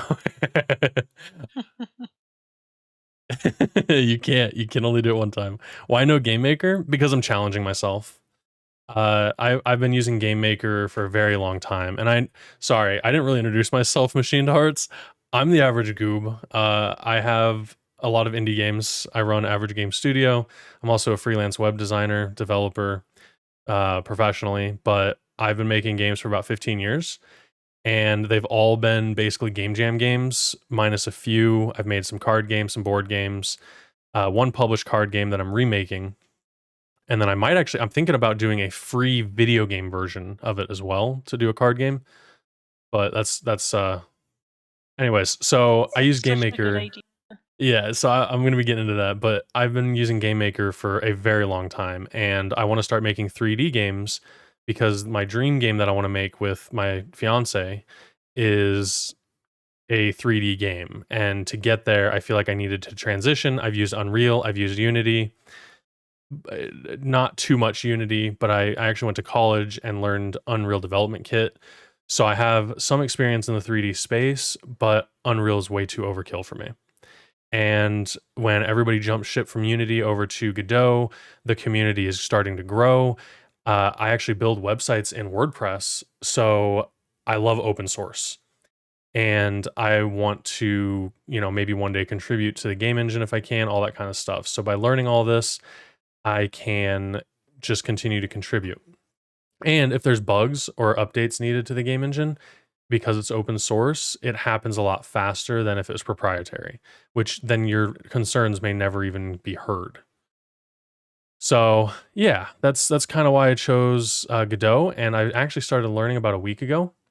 And in that time, I have done a little course for a survivals styled game, and just by doing the course, I'm using it to learn the game engine, where things are, how to access things, shortcuts. Basically, it's I learn hands-on, and so by building a game that somebody else is telling me how to build, I get to start learning that kind of stuff. So, this is what I've been building, and I've actually been doing a lot of it on stream, like 2 videos in 3 hours sometimes, but I'm also working on this in the free time that I have outside of streaming and outside of working and regular life. And so I was just inspired to use Godot. It was easy to pick up, it was fast to learn, and I'm enjoying the hell out of it. So, GameMaker has been my crutch for 15 years, and I'm finally going to venture out and start learning officially a new game engine to start building my dream game one day. Oh, but yeah, so averagegamestudio.com has a list of all my games and stuff. So if you ever want to check those out, most of them, like I said, are made in game jams. My more recent one is Quiet Quitter, and then one that's not even on here, but it's on itch. I did it for Learn You a Game Jam. It's called Key the Board Warrior, but I don't think it's searchable yet. Is there a comma in it? What? Is there a comma in it? Yeah. Yeah. Anyways, so I made this game called Key the Board Warrior, and my objective for this game was to learn how to make game art and animations. So this game is totally hand drawn by me. I think exclusively on stream. I think I did all the art minus a few objects on stream. So you can see all that progress and everything from this command. Nope, that's just my game submission. Uh, but on that game submission, there's averagegamestudio.com/learnyagameJam, and that takes you to the blog so you can see my progress and what I learned during that time. Anyways, that's my spiel. That's a good reason I like Godot. I moved away from Unity a long time ago. For this game jam, I'm making a 2D game from from scratch in C. That's impressive. So from scratch, you're making the game engine for it? That's pretty ambitious. I like that. See? Same page right here. We're learning something completely new for this. Wow, making a game without an engine. The only time I did that was with Perlinspiel. I don't even know if that's a game engine still anymore. Perlinspiel. Like a speak and spell? No. So, the only time I made a game without a game engine was Perlinspiel. And what is this? Perlinspiel 3? Oh, I guess it's new now. Um but it's just like a little JavaScript style game source. I don't even know what you'd call it. It's like a framework, if you will. And I made a spy versus hitman game. I made this game called uh to the right, or something like that, where you just, it's like a puzzle game where you move all the objects to the direction the arrows are supposed to be. It's really cool. It's like unblocking kind of game. But yeah, that's crazy. Props to you. I hope you have fun doing it. I think that's the point of a game jam, is just to have fun.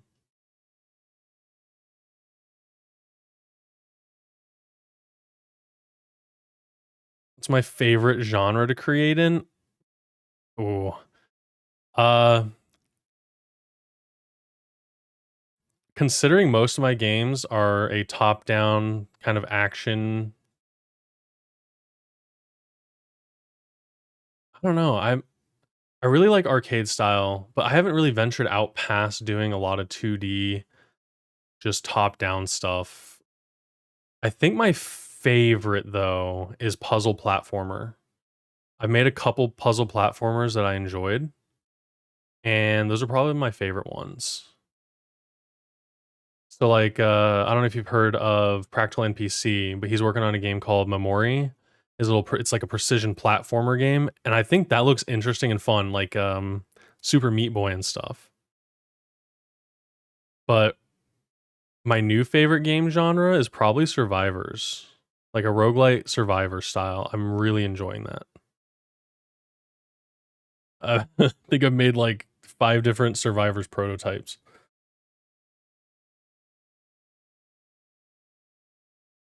Yeah, like vampire survivors. My favorite survivors styled game is, it just escaped me. Soulstone. Yeah, Soulstone Survivors.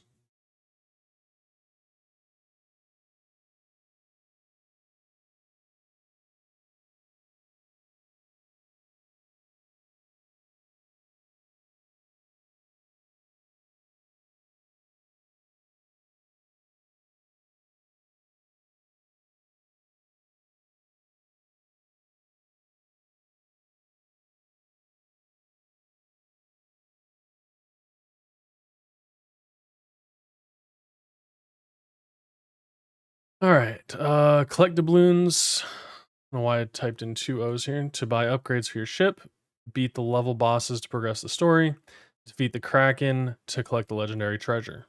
Done. Easy objectives. With Meat Boy, I learned that if it's easy to die, it has to be easy to get back to playing. Exactly. One of the best learned things, you don't want to put scenes between dying. Like the whole Elden Ring, you die, now you have to go back from, like, the whole fading out, fading in, the screen showing, all that stuff is just frustrating for a player. It's not that, if you feel the controls are not the problem, but it's not that frustrating trying again. Exactly. Like, if you feel like you can get there, then it's fine.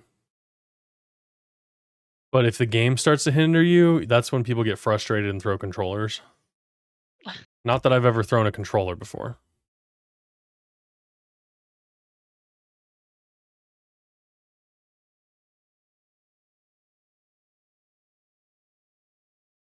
I've gotten angry a lot though.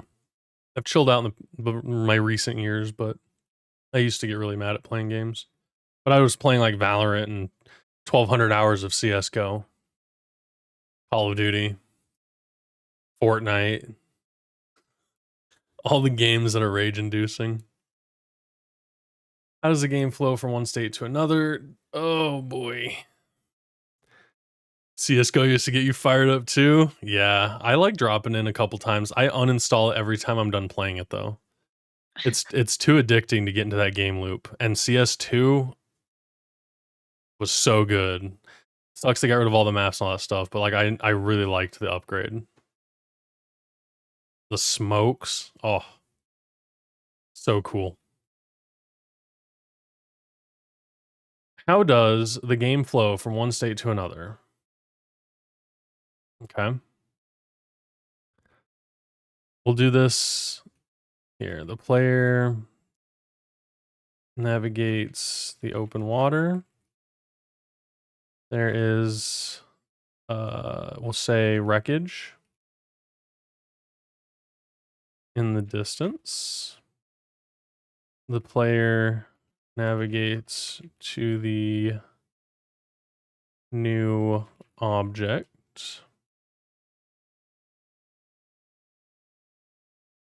So I'm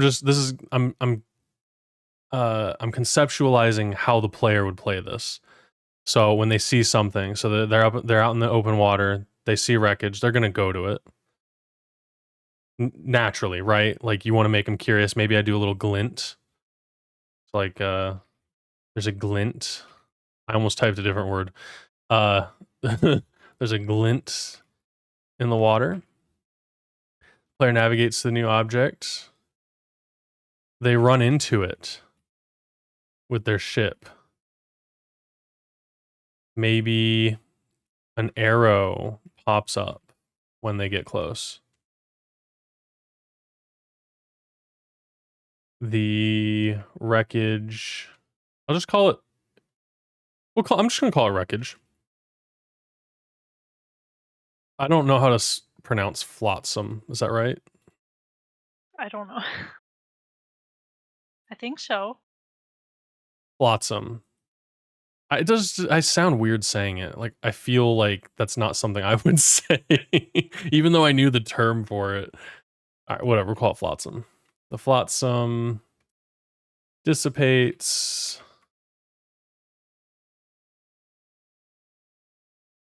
How do you spell dissipates? How far am I? Oh, my bad. It's all eyes. Dissipates, and the player collects their first upgrade. Maybe you have a little bird instead of an arrow and you follow the bird. Talking about some AI that might be a little No, complicated. not AI, just instead of an arrow, your bird shows you. Oh, so like the bird just like. "Wah!" It's just on whatever side of the ship that's closest to the flotsam. Does that make sense? Yeah. So when you go to you hit it, and then your bird goes. "Wah!" Maybe when you get close, your bird Perfect. pops out. I got a bird sound now. Just kidding. Just kidding. All right. Maybe if you get within like a certain distance, you hear the bird noise, your bird pops out, you follow it, you find the upgrade. Um. Okay, so they run into the ship. Maybe your bird spawns. Well, that's the thing. Is like maybe you're gonna run into it and you're gonna immediately collect it. Maybe you have a little, or maybe, let's see, maybe you have a little lookout in like the crow's nest that like points it out, and then All there's right, just a regular arrow. we're getting too complicated. Let's make this more This is a 2-week game jam, and I'm probably gonna spend a week, maybe 3-4 days doing art. Okay, so maybe there's a glint in the water. Player navigates the object. They run into their ship.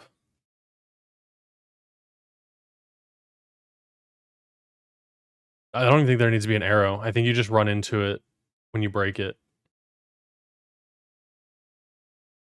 Back in high school, I used to play an isometric pirate game made in Java called Puzzle Pirates and had ship combat. They introduced powers for one specific kind of battle, and it was to throw flotsam behind you for the enemy to run into it. Since then, I have flotsam in my mind. Well, flotsam it is. I'm gonna call it flotsam. I think that's great. So ever since you just like, yeah, we're gonna throw flotsam at them. That's just the one word that sticks with you.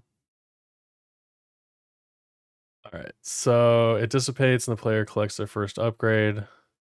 Okay. So what about this? The glint in the water. Your bird flies over to the glint. Because I like the idea of having your bird. Your bird could be your lookout. It could be sitting up on the perch. I don't want to add like players to it, but maybe the bird sits up there and then it flies over to it and then it'll fly back after you collect it. So it'll just hover over it like, hey, come over here kind of a thing.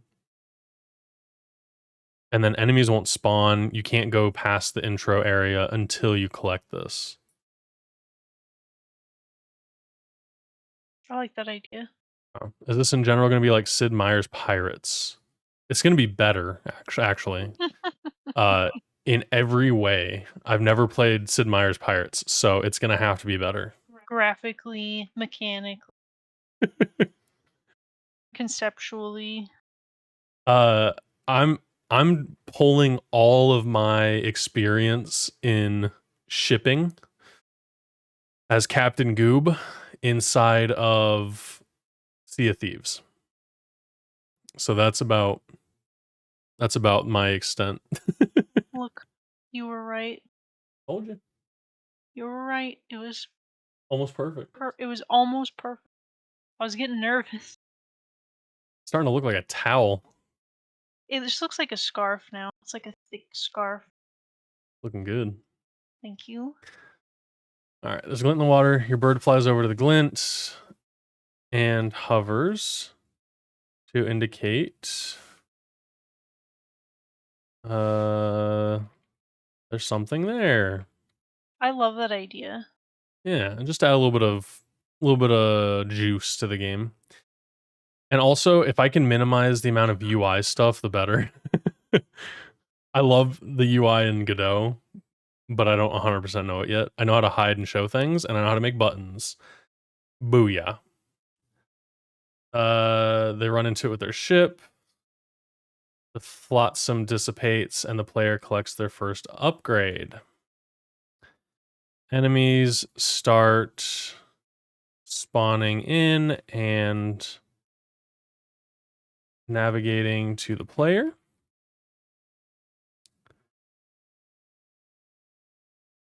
Navigating to the player. The newly acquired cannon. Come on, did I really miss a C in acquired? Starts auto shooting at the enemy as long as you're facing them. Okay, cool.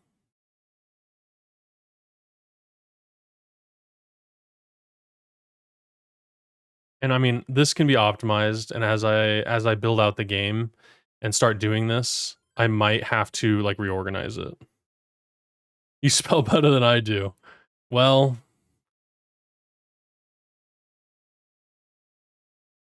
I don't know. I messed up a lot of words there. I mean, I love writing though. But I love spell check. Probably a lot more than I love writing. However, when I'm writing my book, which again I haven't done in like a year, I have to turn off spell check because it's just constantly telling me I'm wrong. Spelling's my bane. Math, on the other hand, that's my jam. Yeah, see, I'm reverse. Love me some English. Love me some spelling. Math, I don't mind, but I leave that to the computers. I'm pretty logical though when it does come to coding. It's just math just escapes me. I'm trying to get better at math. I Yeah. mean, I've had my Brilliant subscription renew on me multiple times, and I need to go do it.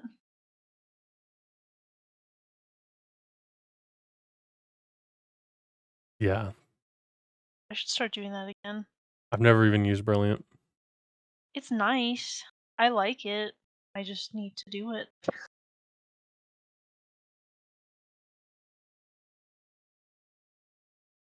I should buy a planner, I guess I don't need to buy a planner. I need to start planning my days better.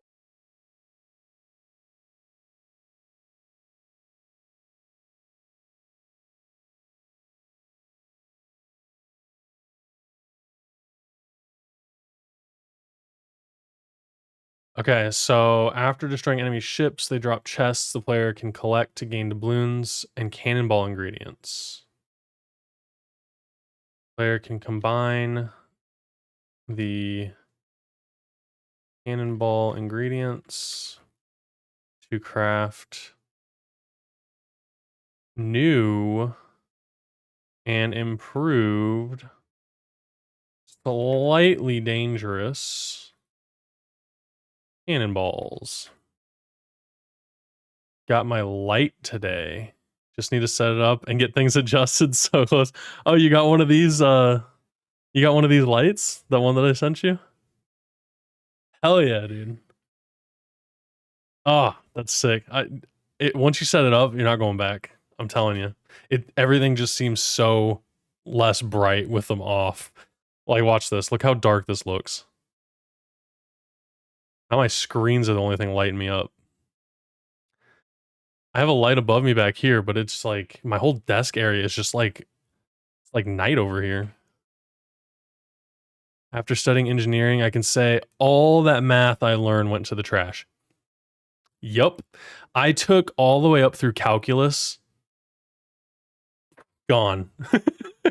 But the for loops that you write in code, the if statements, the checks, the different algorithms that we write, those were all like learned in school just with numbers. Now we're using words. You have to have something that counters the natural light. I ain't got natural light in here. Not right now. Even during the day, this part of my desk is just so dark. So like even like right now I have one of the lights on me and one half on me. But when I'm using it normally, I just put them like down at the desk because they rotate. And you can't see it, but you can kind of see me. So they rotate. They're so cool. And then you can like combine them and spread them out.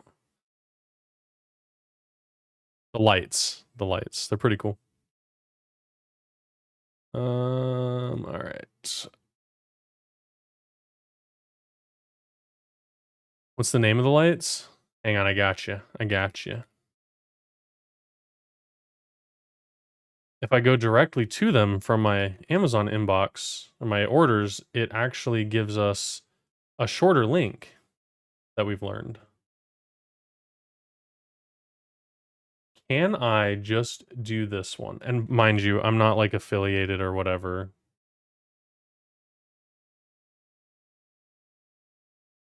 Cool. I think this takes you right to it. I'm not affiliated or anything. I have like 4 of these lights. And let me tell you right now, they are 41% off. Deal. They are very expensive. And I've had them on for like a couple hours now, and they're not hot at all. My lights never get hot. If you put them all the way at the high natural light setting, they do get hot. Yeah. Yeah, mine's totally cold. I use mine for crafting. Yeah, no, they're freaking awesome. And you just clamp it to the back of your desk, and then it stands over. I have mounted monitors, and it stands over them.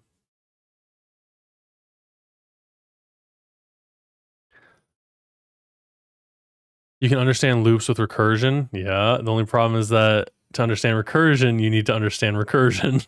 Okay, that was pretty funny. That was funny.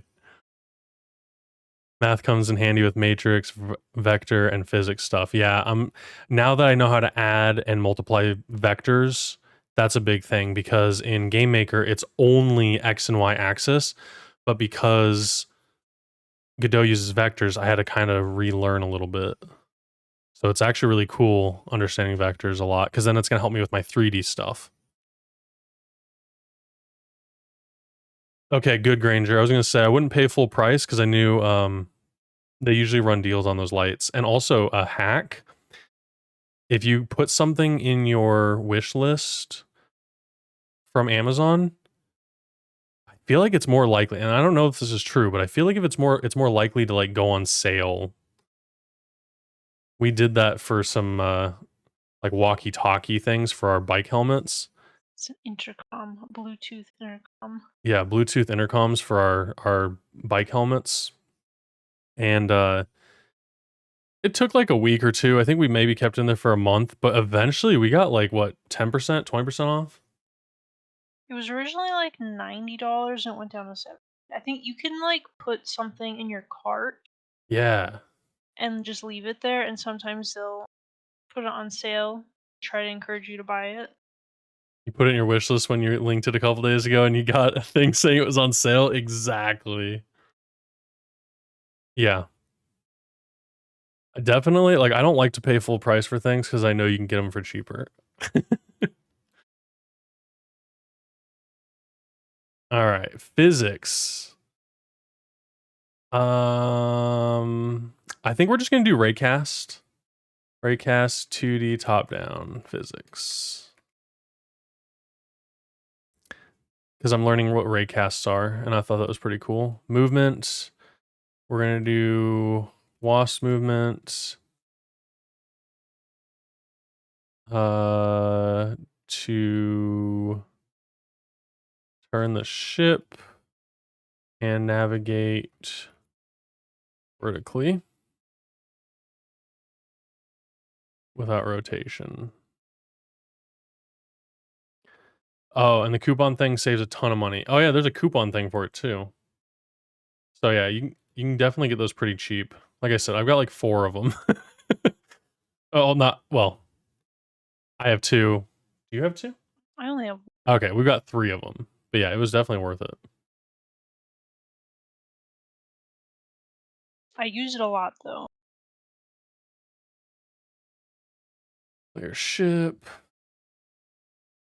Enemy ship. Kraken. Whale. Shark. Flotsam. And then I think a treasure chest and a legendary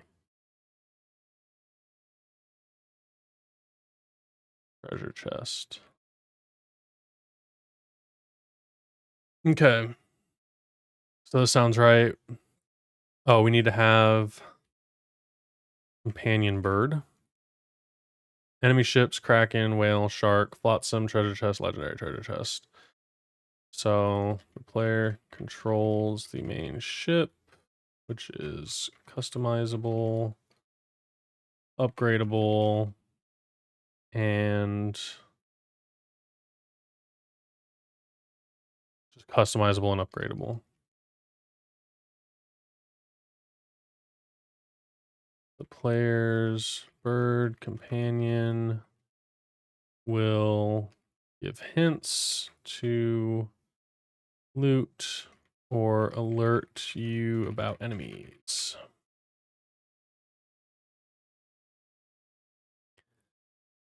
The enemy ships chase the player and try to sink them. They drop treasure chests which contain loot for the player. The Kraken. Final boss. Submerged. Multi-phase fight. Whale is going to be submerged. And they can be angled, so larger than the player. And then when submersed? No. What's the opposite of breached? When breaches, maybe like 50% player ship damage or something. So it does a lot. Maybe obvious for you, but just remember my AI course on college. Oh, just remembered my AI course in college where we learned games. One thing they told us is a game is defined by its rules and goals. Everything else is aesthetics. Yeah. Yeah, it totally is, dude. And Pipe, speaking of your college course and my outdated book knowledge, I actually went ahead with your recommendation and it should be here tomorrow. But I bought the game design workshop, a play-centric approach to creating innovative games. And then Granger, I have your book next. So it's on my wish list waiting for a good deal. Just so you know. A playful production process for game designers. So I'm going to use those to update some of my game design knowledge too. So I appreciate the recommendations. I would include mechanics in that as well. Yeah. So the rules, the mechanics, really the rules is going to be what makes your game. The mechanics are going to follow the rules. Yeah, exactly, Pipin. The mechanics are going to, convert. It's going to translate the rules for the player. So that's why I'm spending so much time defining all these things. I'm literally right now what I'm doing as I'm writing this out is I'm imagining the game in my head. I'm imagining me playing this. I'm imagining what happens when I spawn. The player comes out, the waves are in the distance, the sun is bright. I feel like I'm preaching here.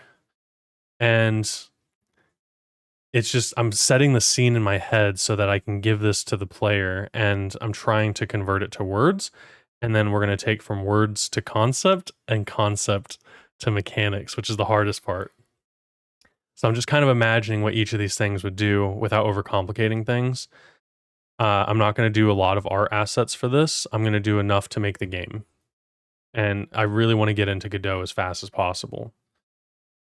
I know it may not seem like it, but I do. Preach, oh brother Goob. The mechanics are happening. Praise the rules.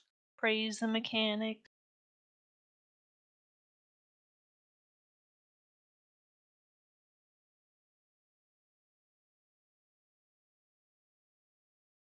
They lose $10 if they get hit. Whoops. Hey, Pearly, welcome in. You just missed me preaching. I was going at it. Hey, Pearly, rejoin the average goobies for 2 months in a row. I can't believe we're at a point where you can sub for 2 months. Oh my goodness. That is crazy. Where did time go? Oh, It geez. really doesn't feel like it's been long. Crazy. What is it? What is the goob think? Yeah, that's a goob think over here. Hey! Oh no! The raid from Llama Salami. Hey bro, how you doing? How was your RPing? I caught a little bit before I started streaming. As a matter of fact, some of it's been pretty funny. You're really doing the southern accent pretty well. Almost like you're gonna start doing it in person on accident. If you guys don't know who Llama Salami is, he's my brother, and he does a lot of different things. He does variety. He does VR. He does used to do Tarkov. He's doing a Red Dead Redemption RP series right now where he plays as some guy. I don't know your character's name, but if you give him a follow, he's a variety guy, and sometimes he helps out with my games. He does music and stuff, and he's done sound effects. Hey, Andrew, what's up, dude? Yeah, right? You move in a few weeks. Holy crap. Isn't that crazy? That is crazy. It's not hard to do in real life now. Yeah, you can just go, you should be like, yeah, I'm Southern boy now. It was easy. Oh, Levi Russell. He actually did it on the phone with you yesterday. That's great. That is so funny. He didn't even notice. That's even more funny. Anyways, hey V, what's going on? Welcome in, Raiders. I'm the average goob, and I'm working on a game right now, or at least the game design document. I'm partaking in the Pirate Software Game Jam 15, where it's encouraged to just make a game. It doesn't matter. And the theme is Shadows and Alchemy. So I'm making a pirate-based game where you play a pirate ship and you collect upgrades to make alchemical reactions for your cannonballs, and you take out different enemy ships. You fight the Kraken, you win the money. I'm doing it in Godot, which is new for me. I normally do things in Game Maker, but I'm taking a leap. I learned art and animation about a month ago. Oh gosh, it's been about a month, maybe 2 weeks. And now I'm going to be delving into a new game engine. So it's going to be a lot of fun.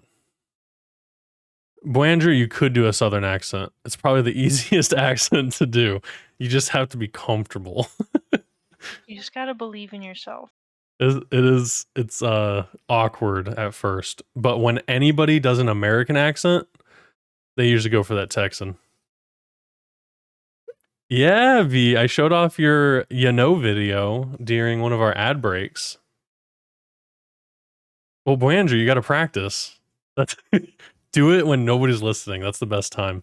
That's where I practice my Australian accent, my British accent, my Southern accent, my American accent. I'm just kidding. I don't practice that.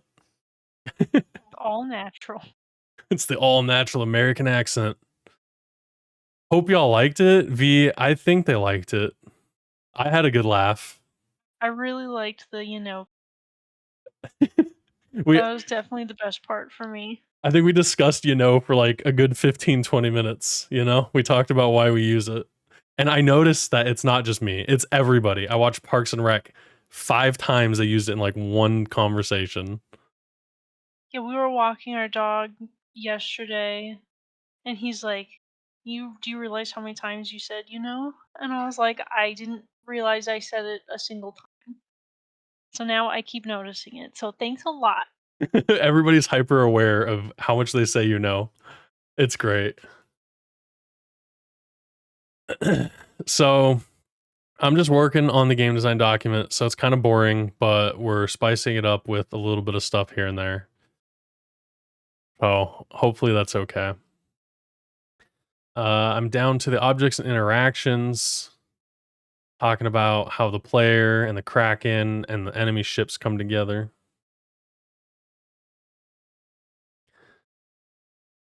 So we got the shark, submerged, fin above water. If it hits the player's ship, they lose 10% damage.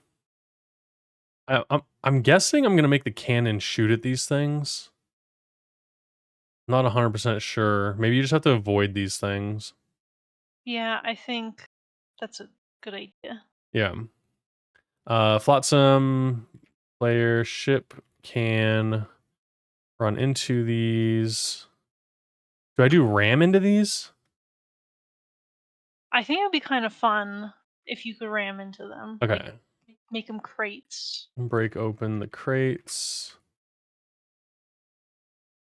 which contain doubloons and cannonball recipes. I I guess think you mean cannon goobs.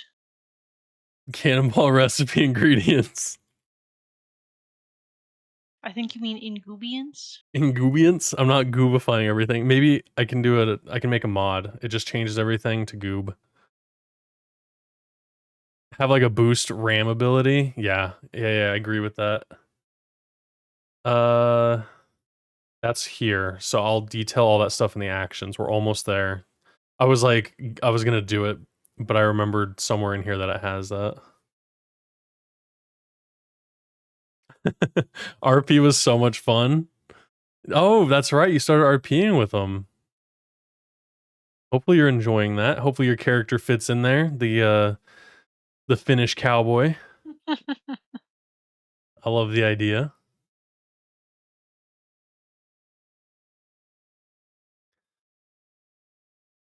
Player's ship can run into these to collect large amounts of doubloons and cosmetic. No, I'll just use doubloons to buy cosmetics. All right, we won't add the ingredients. Maybe just flotsam. Because, well, yeah, with a chance of cannonball recipe ingredients.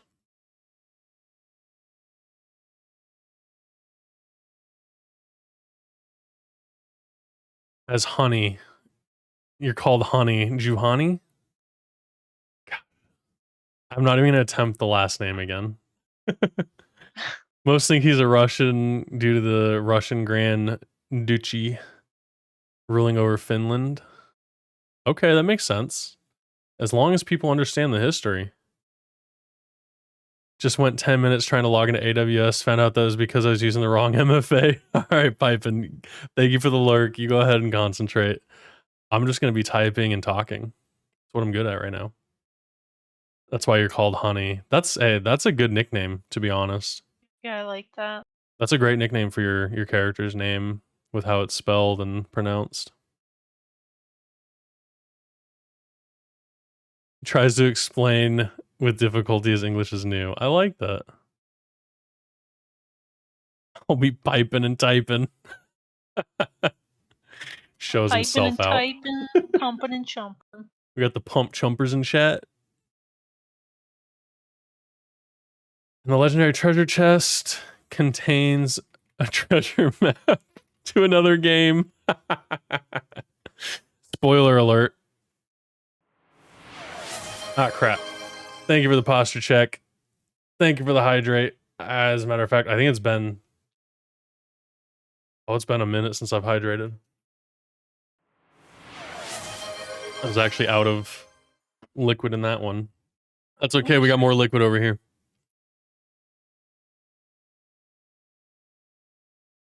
Oh. I am so thirsty tonight. I don't know why. This is probably that sandwich I ate. It was very salty. Was it? I made that sandwich. The second sandwich I had. The second. You didn't eat the second sandwich. I didn't eat Panera? I forgot about Panera. Yeah, the second sandwich.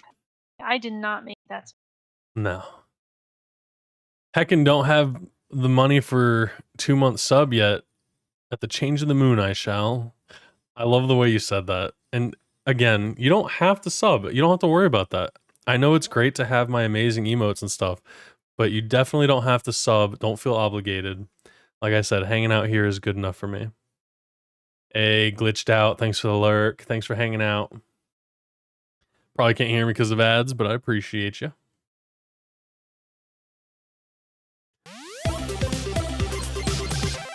Hey, Bun Bun TV, join the average goobies for the second month in the row. Thank you, Granger, so much for gifting that sub, dude. That was so generous of you. Make sure you thank Granger. He's an awesome human being, and he's supporting me in doing this game dev. Thank you.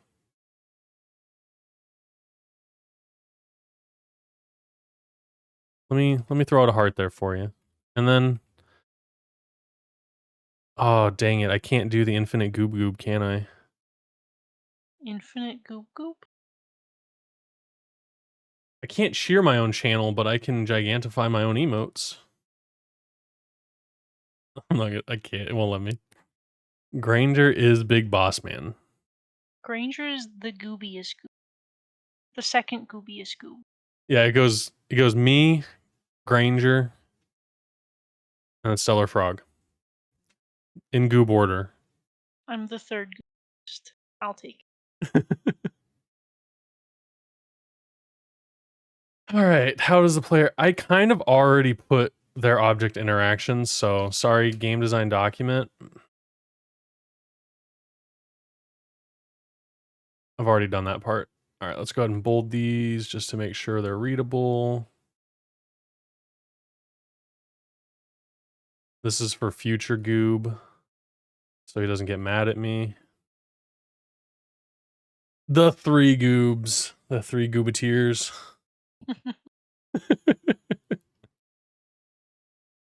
All right, what actions can the player take? There's an auto-firing cannon. So I guess technically that's not really the player's interaction, but I'm going to count it as it. Feels so good to have the clip edited. Every time you type, I get massive dread of, oh, fudge, did I mess something up? But you're the most supportive boss man ever. Hey, V.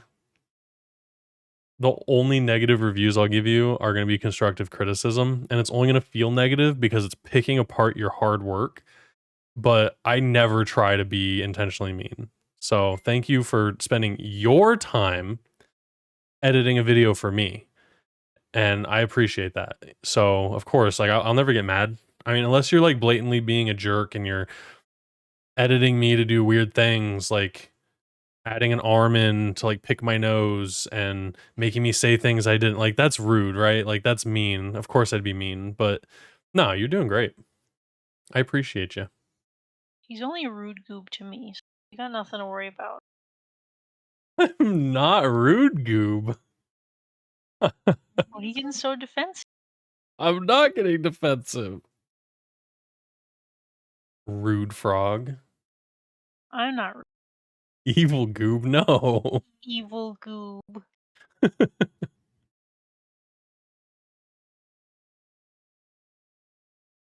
The arm picking the nose would be funny. No, it wouldn't. that was an example of what not to do. Rude Goob. Also, I just want to let you guys know my little 44-month subscriber tier 3 base badge. That's a golden goob. A gold. Oh, you should make it a golden goob. Or just a goob goob. Yeah, it could be a goob goob. That's Make for it a tier goob 3. goob. That's a tier 3 emote thing, and that was before I had emotes. So I might do a still of a goob goob for tier 3s. You have to. I have to. If you don't, you're a rude. Yeah.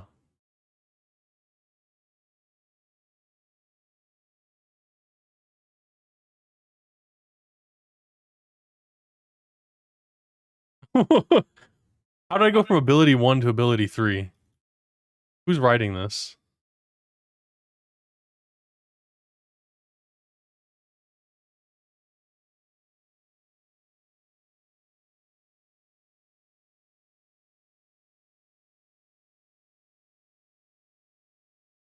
All right. So I think I do have an idea for physics. So top-down physics. Let's do, I want to do like velocity and friction-based movement. So what I want to do, this ability 3 that I just added here, stop and flip and reverse. This is the thing that me and my brother would do when we're playing Sea of Thieves. I remember that. We called it flip a bitch. It's where you throw the anchor down and you just crank that thing. I don't know what it's called. The steering wheel. There's a name for it. You just crank the steering wheel and your boat goes from this way to the other way and like very fast. And then as soon as you flip it, you have somebody immediately getting on the anchor, pulling it back up so you can just keep going straight. Am I going to try bouncy? Is bouncy a thing?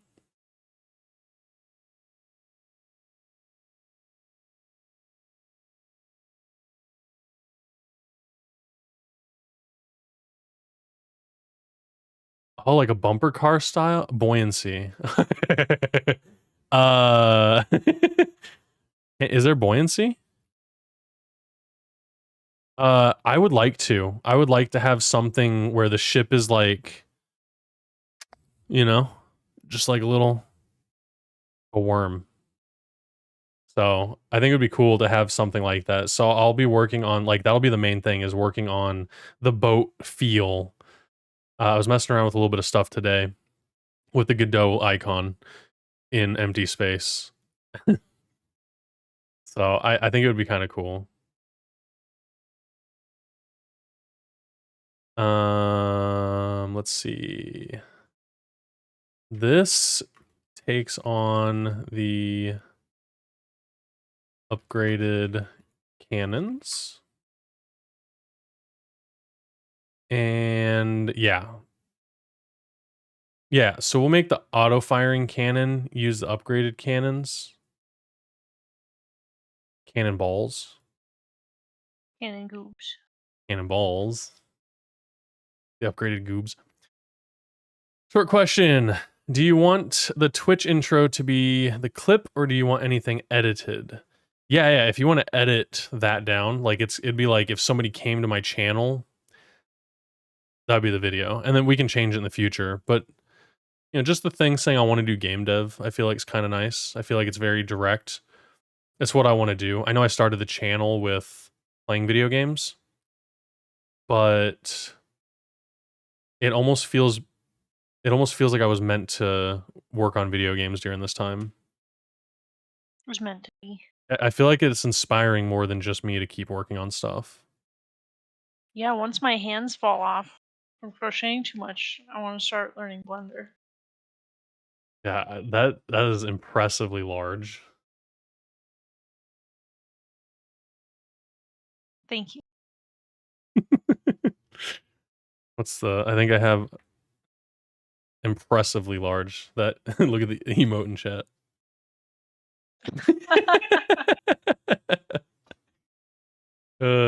Cup of Joe's awesome. I love just chilling in his streams. He's so high energy.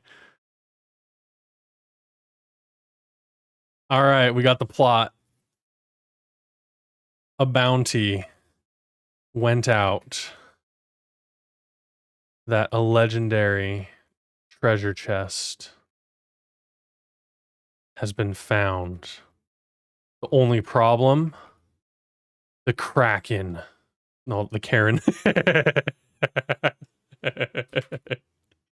This is just gonna be it's actually a corporate office environment, and you're on the journey to go get the Karen and take her down so that you can get the meeting notes. I don't You should make a game where you get to fight Karens.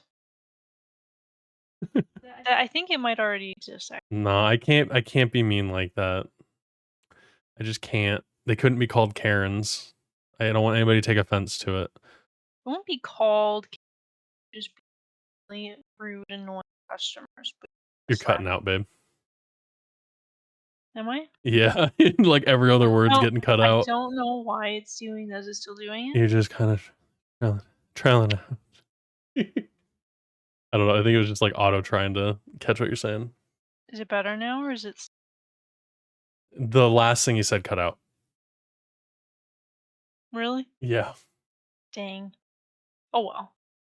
You'll never know I'll never know your what. my great game idea. All right.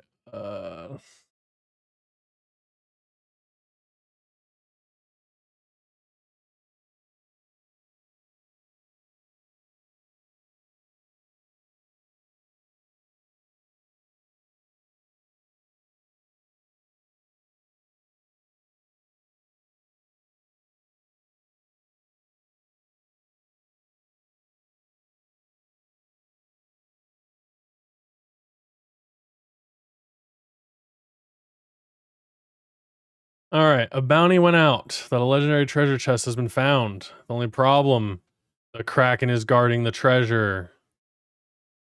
You set out on your first pirate voyage to learn the ropes of the sea and achieve legendary status by taking down other pirates and finding the legendary treasure.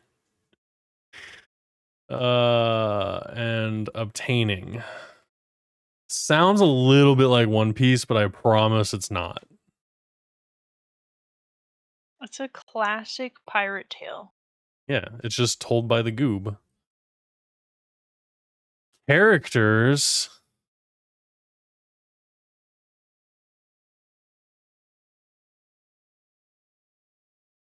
All right, aesthetic.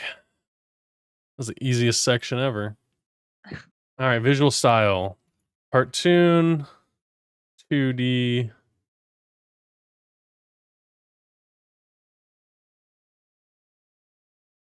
That's all I got. Enough said. 2D cartoon. Toned down colors. Oh yeah. With dark undertones and gloomy weather. No, not gloomy. Dark undertones. Let's do desaturated color palettes. All right. Audio. Discuss music, sound effects, and voiceover plans. Ooh, okay. I'm gonna be real. The music that I made for my last game was kind of rushed, and I don't really know of a good software to use. I've just been using Beatbox, which is very limiting. So if anybody has any music making suggestions, let me know. Let me know. Something that I can use to make loops and tracks or something. I've used FL Studio before. Been a long time though. Did I finish the language learning game? Oh yeah. Oh, I finished that months ago. Yeah. Yeah. No, I haven't even started the game for that.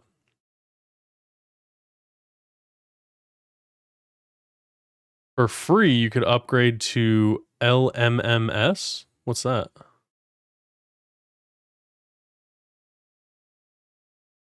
Oh, let's make music. A free cross-platform tool?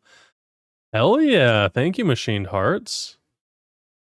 More complex than Beatbox. Okay, yeah, because like I can make some stuff in Beatbox, but I feel like it's not just not as genuinely good.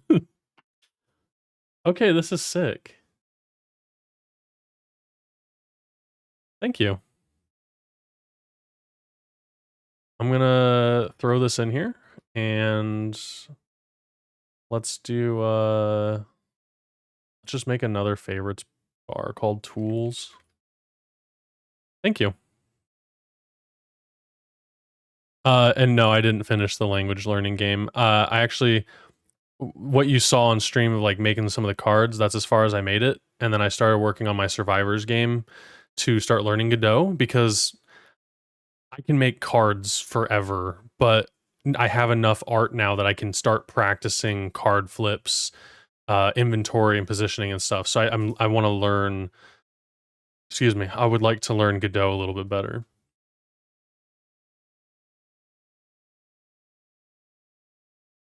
Ultrabox is Beatbox, but with tons of mods. Glitched out. Let me give that a look-see. Sounds interesting. Because I really like Box. Wait a second. It literally is. It literally is. And I can connect my piano to this? Oh, that's cool. Okay. Okay. Hey, Falonier, what's up, dude? Godot's very fun in your experience. Yeah, I'm liking it so far. I've been making a little bit of survival game from a course and just learning the game engine. It's very intuitive. I love the animation for it. Welcome in. Appreciate you stopping by and checking out what I'm doing.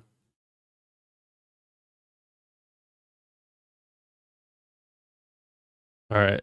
You want to see what I just made? Hang on. I got to put desktop audio on for a second.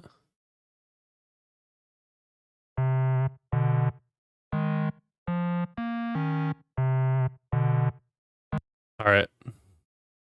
That is the extent of my abilities right there. I love beatbox. So, that's cool to see an extended version of this. I do think it's whoops. I think it's weird that it has all this extra stuff at the end of it. Is that because they're mods?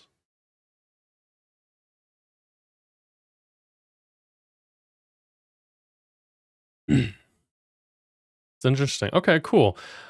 But yeah, Falonier, welcome in, dude. I am building out my game design document for the Pirate Software Game Jam 15 with the theme of shadows and alchemy. And so the way I'm incorporating that theme is we have enemies that lurk under the water and they have shadows depicting what they are. And they will kind of, as they get up towards the surface, they'll expand so you kind of know. And then the cannonballs from enemy ships will telegraph where they're going. And your objective is to kind of dodge these things and take them out as you go. So the alchemy part of that is you collect resources, like cannonball alchemy resources, and they're like potions or whatever that you can mix and modify your cannonballs. So you can have like a fire cannonball. We have our first named one, which I allow stream named items. So we've got our first one of them is going to be called a goob ball, where it is sticky, so it like latches onto whatever it is, and then it causes them to turn slower so they can't really navigate. But yeah, that's what I got so far. The link stuff is part of the base beatbox core design. It stores the entire music in the link, so you can copy it and share. Okay, that's what I figured. I figured it was like that.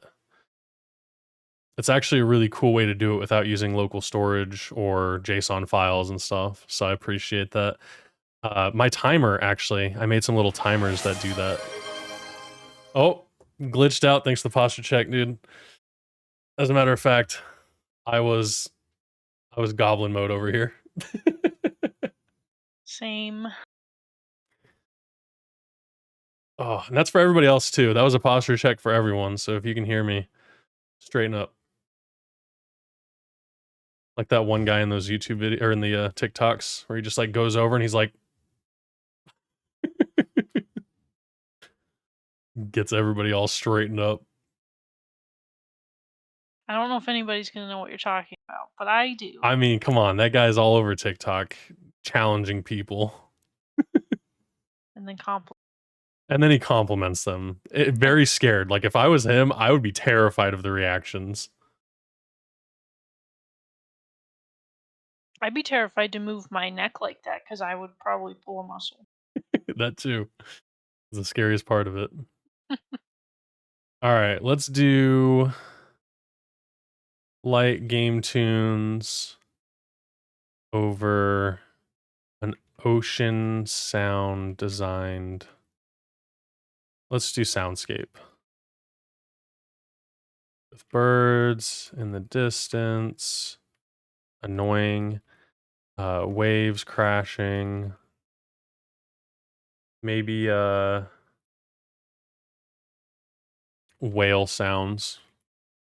Now, mind you, I make most of the sound effects myself when I do these game jams. So if you can imagine where the sounds for a wave crashing, a bird, and whale sounds are coming from, you're looking at the source. Yes, and if you want to name stuff in the game, I'm actually going to consider figuring out how to make an easier way to name stuff where we can name things visually. So if they show up, like a cannonball that has a name can show up as something. And within reason, I'll approve or deny things. But for the most part, everybody's been pretty tame. So a lot of the names made it into the last game. And I just think it's something fun. It's kind of like credits in the game without actually having a credit screen. I'm glad they're adults about it. Me too. Me too. I try to keep it, pretty chill in here. But you never know. People get rambunctious, especially when you give them the power to name things. When they don't have to code it, it's easy for them to come up with 10,000 character long names. So I got to typecast those into strings. Let's do ambient game tunes over an ocean soundscape with birds in the distance. They're annoying. They're the seagulls. We'll just do seagulls. Waves crashing, whale sounds. That's it. There's not really, maybe boat creaks. Like to name him the script of Macbeth.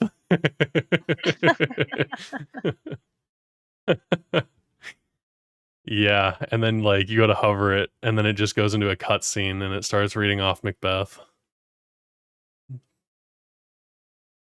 Hear ye, the story of Macbeth, as told by the average goob. Shipwrecks. All right, interface. What kind of menu items are we gonna have? We are gonna have player heads-up display. We want to have your health. We want to have your cooldowns.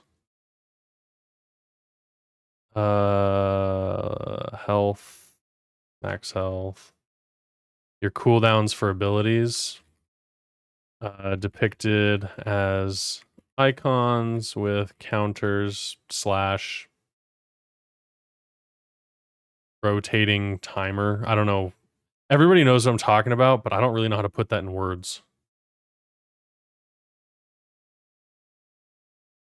Let's see what else. Let me imagine this. I would love to do a mini map. I'm gonna make that a challenge.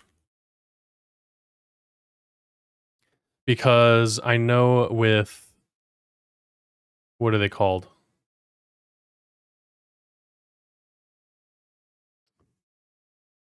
They're like scenes that you can put inside scenes in Godot, and viewports.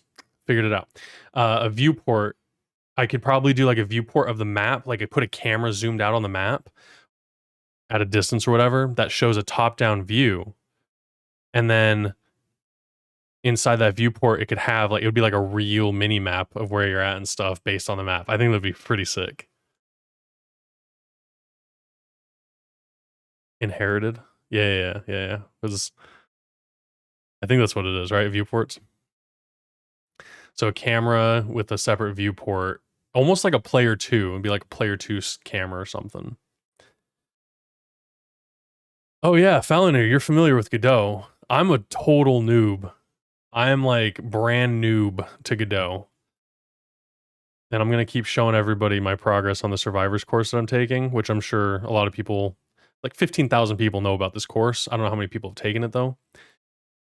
Brand noob to Gadoob. Exactly. So I'm learning how to make a survivors game, or I'm learning Godot by making a survivors game. That's how I'm putting it. So basically, I'm learning how to use like the in-game animation system, the different interface and HUD elements, uh, different like abilities, a little bit of enemy AI, collision. It's the GD script survivors, yeah, on Udemy. I've actually got a learn command. So that's the course that I'm learning from right now for this. But it's actually going pretty good. And I think the most that I've taken away from this is like I've got a whole game right here. This technically, oh, not GD script, GD quest. Oh, yeah. So I took GD quests to learn GD script, and then I bought their professional courses.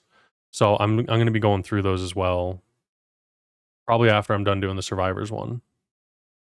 Yeah. So I'm investing. I know I've already invested like $80,000 in college and student debt and all that fun stuff, but all that was like 10 years ago. So it's all irrelevant other than like the core concepts of game design. Sent a very early draft, made a whip folder. Okay, thank you. Nice. In case you want to put something specific. Thank you for organizing that, V. More after you wake up. Gonna enjoy the stream a bit longer and hit the hay. It sounds good. Yeah, I'm probably not gonna be streaming too much longer. Definitely gonna finish the game design document though, which we're getting close to.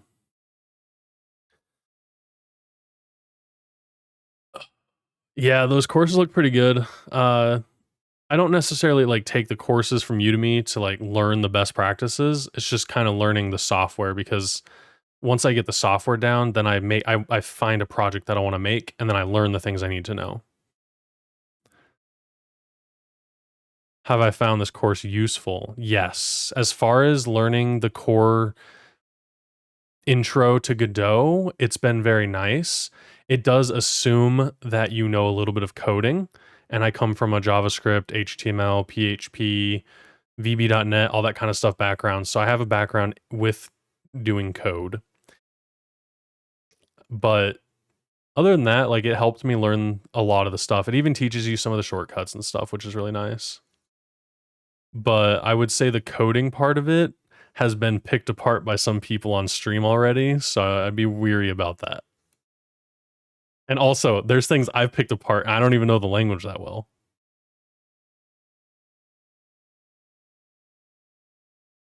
Yeah, it's definitely been working. What version? He goes over 4.0. So that's why I picked it. I was looking for something that was modern, not 3.5 and stuff. So a lot of the stuff is still kind of relevant since we're on 4.2. Okay, yeah, I saw on your stream that you're using 3.5. That's that's why I made sure to specify. But it's pretty handy. I really like a lot of the stuff. He doesn't really go over the differences of what's really different from 3.5. So it's really a beginner's course to Godot, other than the coding part. All right, player's HUD. Okay, we want doubloons. Easy. Doubloons. Doubloons. And then what else we want in here? Not gonna have any stamina. The Is that how cooldowns. you spell doubloons? I think it's a U.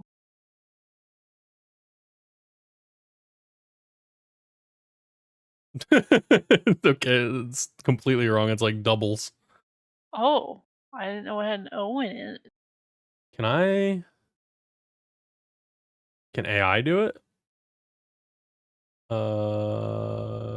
Edit with AI. Replace doubloons with doubloons. All right. Uh,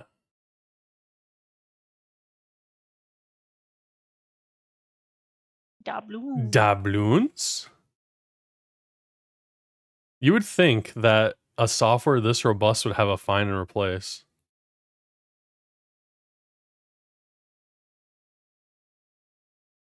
It doesn't. AI easy peasy.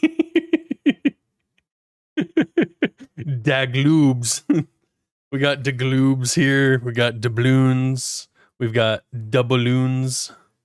Goobs. We got goobies. Yeah, I wish AI would have taken care of that, but we can only expect so much. All right, V, I'll probably check those out after stream. I don't think there's anything else. I mean, should we track the number of enemies taken out? Does that matter, or is that like really based? Like, the more doubloons you have, the more you know you're kicking butt. I don't think you need a count. Okay. I mean, you could do it if you wanted to, but I don't think. We need a shop button. Oh wait, no. We're gonna have a location that probably needs to be here under objects. Merchant coves.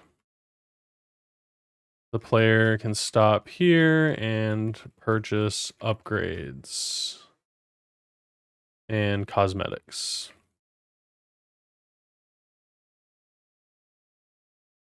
Okay. Degoobies? So what kind of gameplay do we have for this? So the idea is that it's going to be a top-down kind of 3/4 perspective, my bread and butter. Most of my games have been made as. And it's going to be, you can go left or right with your ship, and then you can float. You know, you can like go vertical both directions, but your ship will only be left and right. You'll have a front-facing cannon that auto shoots, kind of like a survivor style, and then you'll have the cannons on the front, on the front and back, like the top and whatever the sides of the ship, and it'll shoot up or down. And then you'll have a ramming ability. Or no, maybe I do the cannon on the back, and then you have a ramming ability. We'll figure it out. I'll say from limited experience, the backwards shoot is nicer when you're playing that style of game. Yeah, okay. And so that's probably what it's going to be. Maybe I need to change what this is. I'll do rear facing camera or rear facing cannon here. I've already read this program's name incorrectly, so I'm bowing out of interacting with it. Click up? What did you think it was? Wow, you know what? It looks pretty interesting up there. I see it. I see it now. That's wow, it really looks bad on stream. Oh my gosh. It's click up. Need to work on their kerning up there. Click up. I swear. Yeah. I joined a team actually. I'm being watched by the leader of the team. Falony here runs the whole Twitch team. But yeah, I joined the indie games crew. I figured it made sense considering like the two nerdy nerds are in here, Seto's in here, JD does dev is in here. I felt like it's just like natural. We kind of already were raiding into each other and stuff. It's where you belong. I found my people. Your people. Oh yeah, no, Falconeer, dude. I was chilling in your stream. Like, I love the vibe. All your chaos stuff was pretty funny. Like, I love it. It is great. Also, what is your icon? Game developer. Can I have a game developer icon? No, I just got the H1Z1. Sag. Yeah, the double take to realizing it says click up, I can definitely see that. Even on my screen. On my screen, it does not look like it's a click up at all. Maybe if I make it bigger. I open up my stream and I can definitely see that. Okay, if I full screen it, I can see it like a little tiny bit of a space between the C and the L. A little tiny space. Oh no! I'm sorry, you can't post Twitch links. That's so weird. I could probably whitelist Twitch, right? Here, I'll just put it in there for you.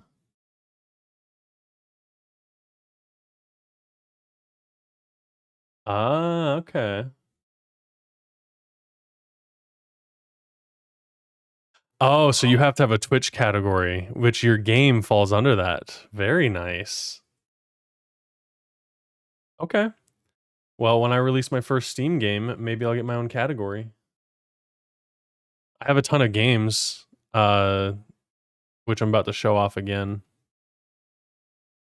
So, Falconeer, I don't know if you've checked out my little deal over here, but Average Game Studio. I have quite a few games, but I've only published on itch.io, GX Games, and Game Jolt. But I don't know. I think this game just got taken down because of something. Yeah. So this game here, very sad. I got to go fix that. But the What's in Your Mouth game had like 20,000 plays on GX Games. And it was just a little game jam game that I made where you play a little puppers and you go and try to clean up all your toys by eating them. And then you poop. And then you can eat the poop. And you just try to clean up your mess and get the highest score. It got taken down. Yeah, it said something about not supporting.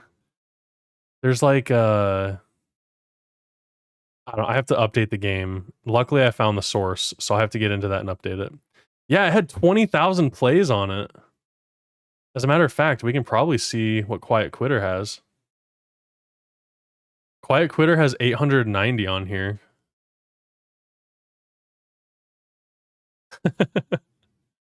Thanks. Thanks. I don't know how these people are finding it. But, oh, I added Key on here too. I forgot about that. This already has 38.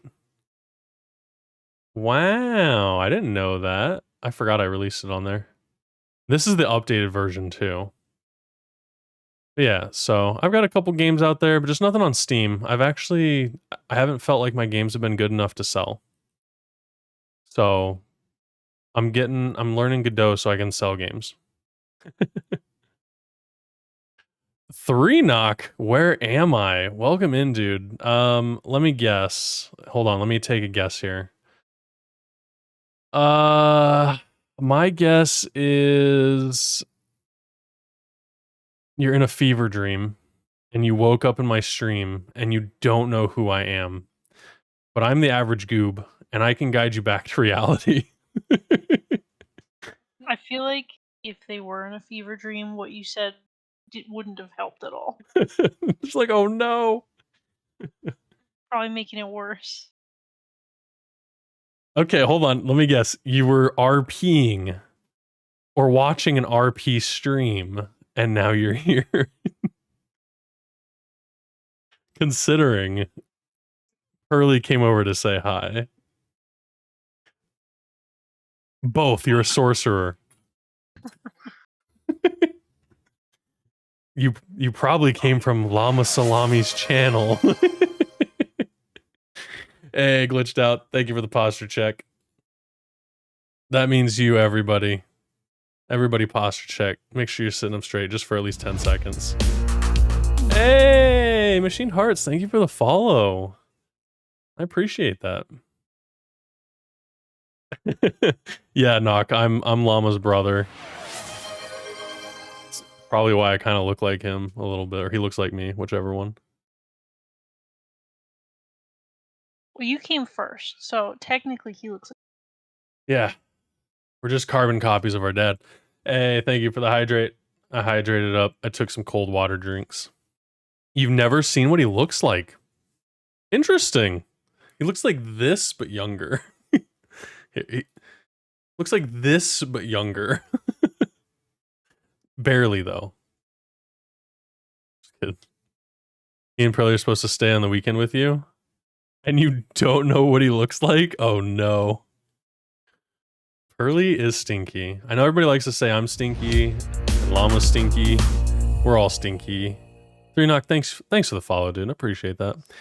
I cannot confirm the stink. Goob smells good. I do smell good, mostly because I take showers before stream. Oh my gosh, glitched out. Thanks for the follow. What did I do? I didn't do anything to deserve these follows.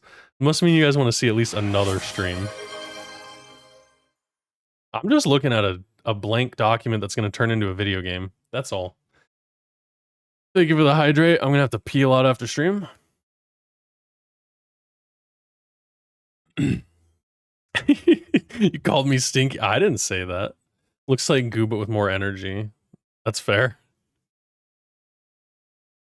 Just bring strangers to visit Knock. That's what's up. Tell her I love her and the llama's stinky. Who?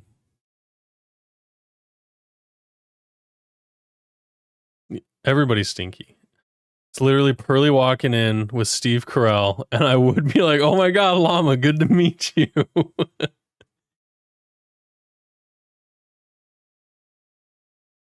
April says that she Goob loves you back. I didn't say that. That's what the Goob love is.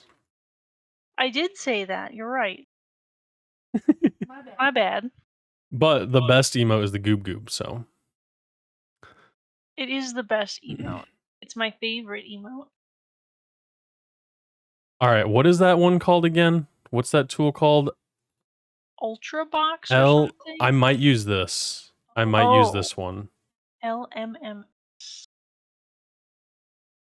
I might use this one because I can also connect my piano to both of these things. I can bring over my laptop and get my piano all connected. Dang it, what was it called again? LMMS.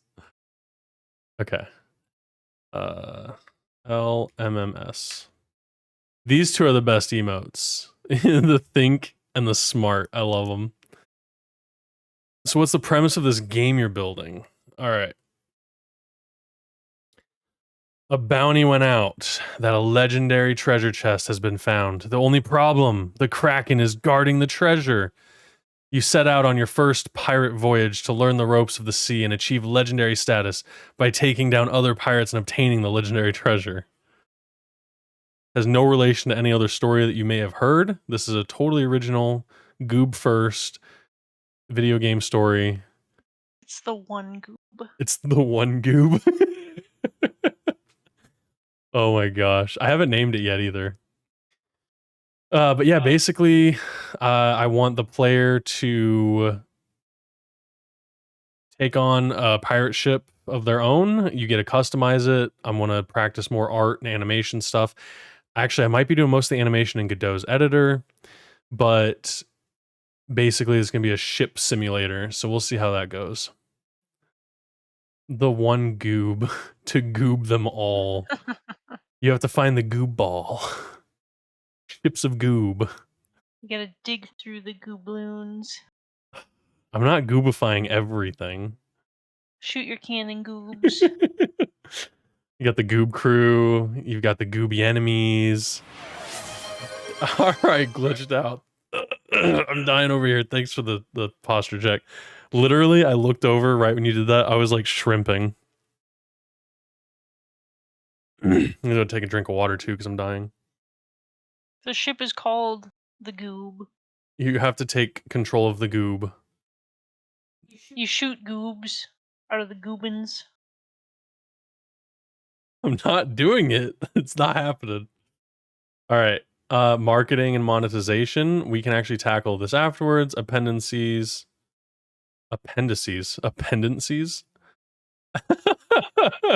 Pearly, thank you for the 10 bits. And that very disturbing emote that's infinitely pooping itself into existence. A gift for you. Thank you. It is pretty great.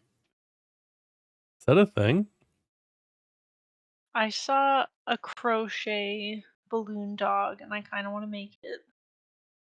That's what I can do with all my leftover yarn I'm going to have. All right. How can I add all of these? These are technically the appendices. Appendices. All right. So, the theme of the game jam is Shadow and Alchemy. And the way I'm incorporating the theme into my game is the shadows are going to be the creatures in the depths. So, like a whale, a shark, flotsam stuff. There's going to be things that are like submerged that you can either run into and take damage, run into and collect. And as the shadows get bigger, they kind of emerge. They emerge from the water. I was going to say submerge. What is this? Holy Toldocs? Toledo. Holy Toledo. Holy Toledo. What did you say it was? It says Toldocs. Holy Toldocs is the emote name. I was confused when you said Toledo the first time. It's your character's catchphrase, Holy Toledo.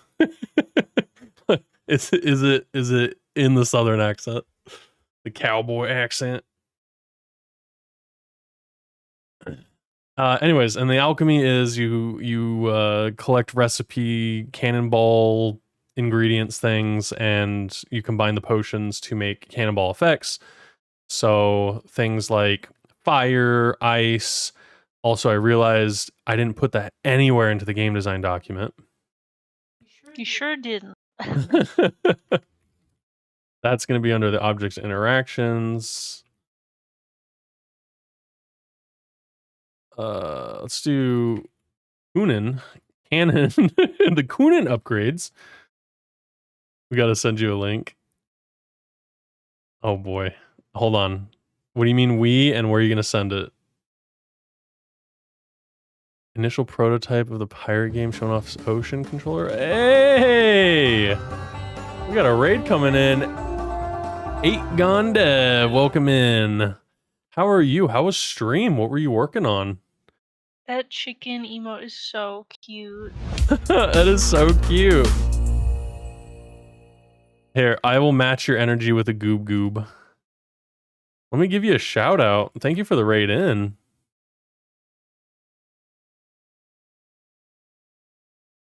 Oh, hold on. I gotta spell it right. I put an E in there. There we go.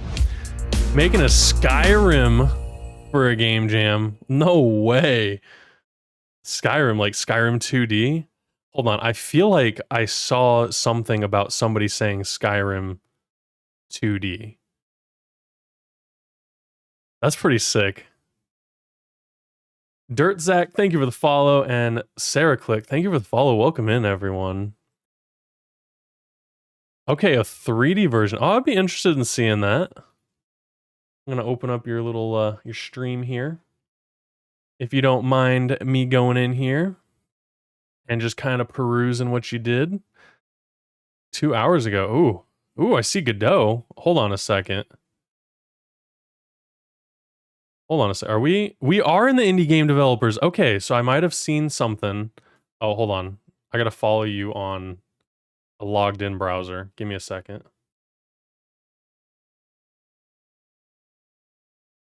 Okay, there we go. You got my follow. So let me see what you were working on there. This seems interesting. Oh, with Bad Cop. I know Bad Cop. They were hanging out in Coppinger's stream quite a bit.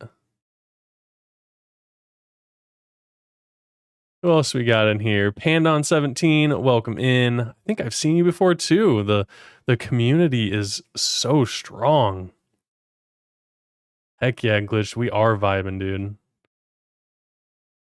Falonier not following the team members. What the heck? Oh, you saw that I was new, so you had to raid me. Okay, I appreciate that. That's so nice. I love your little VTuber. That is so cute. Holy cow, there's no way you're this far into the game already. Are those just the assets from things? What is going on? How are you doing so fast? What is your experience in Godot? The intro scene, I love it. Most of this is made by Bad Cop. Bad Cop's a monster. They're a great developer. This is cool. I'm gonna have to follow some of your game dev stuff on here. I'm actually really new to Godot, so for everybody that's still here and wondering who the heck I am, Adagon Dev, thank you for the follow. I appreciate that. For those of you that don't know who I am, I'm the Average Goob. I have been making games for 15 years. Off and on. Most of them are from game jams. I have a little game studio website called Average Game Studio. Used to be called North Suns Entertainment. I was going to compete with Blizzard, as you can see how that's going. So I make video games for fun, just kind of as a hobby. I actually graduated college with a bachelor's in game design, but I am not using it to its extent. So I wanted to see what I can do. Oh my gosh, we have 6 followers. You know what? That's fine. To hell with it. We'll just keep going. So I am venturing out. Most of my games, actually, all of my games, other than one of them, have been made in Game Maker. So it is my Godot arc, if you will, where I'm learning a new game engine and I'm going to try something different. I started making my own game art. So I started with some Illustrator art because that was easy. And then I have now moved into doing some hand-drawn art, and I actually don't have any of that here. But I do on the blog that I was making for Learn You a Game Jam. And so I made a game where I did all of the art and animation for it. And this kind of inspired me to start learning Godot because eventually I would like to make a 3D game, my dream game with my fiance, Stellar Frog. April here, she's next to me. That's me. She's the frog on stream. And to do that, I got to learn some new stuff. So I'm finally taking the leap. And honestly, the entire community has been so generous and so helpful. Everybody's been so nice and inviting. And I streamed 10 years ago to a very toxic world of League of Legends, and I was a little scared of the internet for a while, but I'm back, and I just thank you everybody for hanging out. Back and goobier than ever. Y'all make me question my own competence as a dev. No, Sarah Click, don't compare yourself to everybody else. It's whatever you were, yesterday and the year before and what you are now, that's what you got to compare yourself to. They make me feel incompetent too, but that's beside the point. I've been working on it for maybe 2 years now. Used Unity before that. Okay. I'm assuming the Unity bust is what brought you to Godot.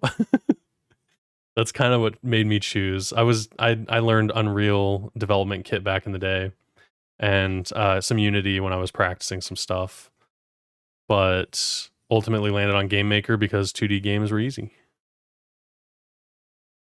Made a reference art sheet a while back, worked on demystifying Godot 2D for yourself today. Heck yeah, Pandon, that's amazing.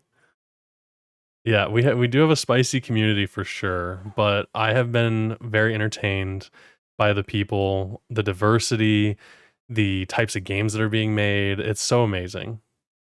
No, League of Legends, the spicy community. LOL is a spicy community. Oh, okay, yeah. Not the game dev community. You're right. Moved over a bit before that since you got annoyed at the compile times and the size of projects. I feel that every time I loaded up Unreal, every time I loaded up Unity, I had to wait like 5-10 minutes and my brain could not take it. I'm like, I would just want to make something. But Godot lets you do that. And speaking of Godot, I'm working through the Survivor's course. There's a survivor's course on Udemy that I found that's helping me learn Godot by making a game. And that's actually where I started less than a week ago. And I haven't made too much progress on stream, but I try to make a little bit of progress off stream on this to kind of learn it. So I'm learning how to use the in-game animation system, learning how to, navigate the tree, the resources. I've even customized my interface so that I can, work things a little bit. But I've got this little survivors game going for the course here, and I'm having fun. So this kind of made me realize that I should join this game jam for the next 2 weeks. And while I'm still learning how to use Godot, it'd be a perfect opportunity to continue working on my art and animation skills and just build something small. So I'm taking what I'm learning through this course and I'm going to be making a 2D top down, like kind of that same perspective, but with a ship. And basically, you go and you collect doubloons and you upgrade your ship. You get cannons that can shoot different, chemical reactions based on what you can collect. And it's kind of like a crafting mechanic that I want to add. But we'll see how far I make it on here. I think the main thing is as long as I have the crafting, as long as I have the shadows of the kraken, the whale, the sharks, and all that stuff, it'll be a fun little game to tinker around with. But I was just writing the cannon upgrades, and this is my game design document. It's basically done. So once I get the cannon upgrades here, everything else is actually good to go. And I've kind of picked a style. I'm going to be doing hand-drawn cartoon like I did for my last game. And probably start working on art like right away. I mean, I can start getting concepts for this going. But let's see, some cannon upgrades. We know that we're going to have somebody already asked for a named one. So we have a naming feature for the stream where you can name stuff in the game. And Bun Bun TV right there with the message. So we have different names that people can add. And so, for instance, we'll have a goob ball, which is a sticky mixture that causes the ship to turn slower. And I'm actually going to go ahead and add that into my game design doc. So we got the goob ball, we've got the fireball. This is dot causes the ship to catch fire. And I might even give the enemies these balls I want to kind of do maybe like 4 or 5 levels and then give the enemies increased difficulty with these so they can take more damage as a player and stuff. Ice ball freezes the ship in place.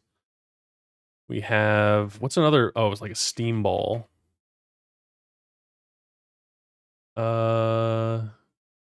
Deploys smoke and makes the enemy wander. Okay. It makes it so they can't shoot for a few seconds or something. Oh, okay, that's a good idea. Yeah, I was gonna say wander, so they're not aiming at the player. Freezes the ship in place, so they can't move, but they can shoot. Glitched Out says, I thought about joining the jam, but realized that I have a terminal case of unfinished project Horde. Don't we all?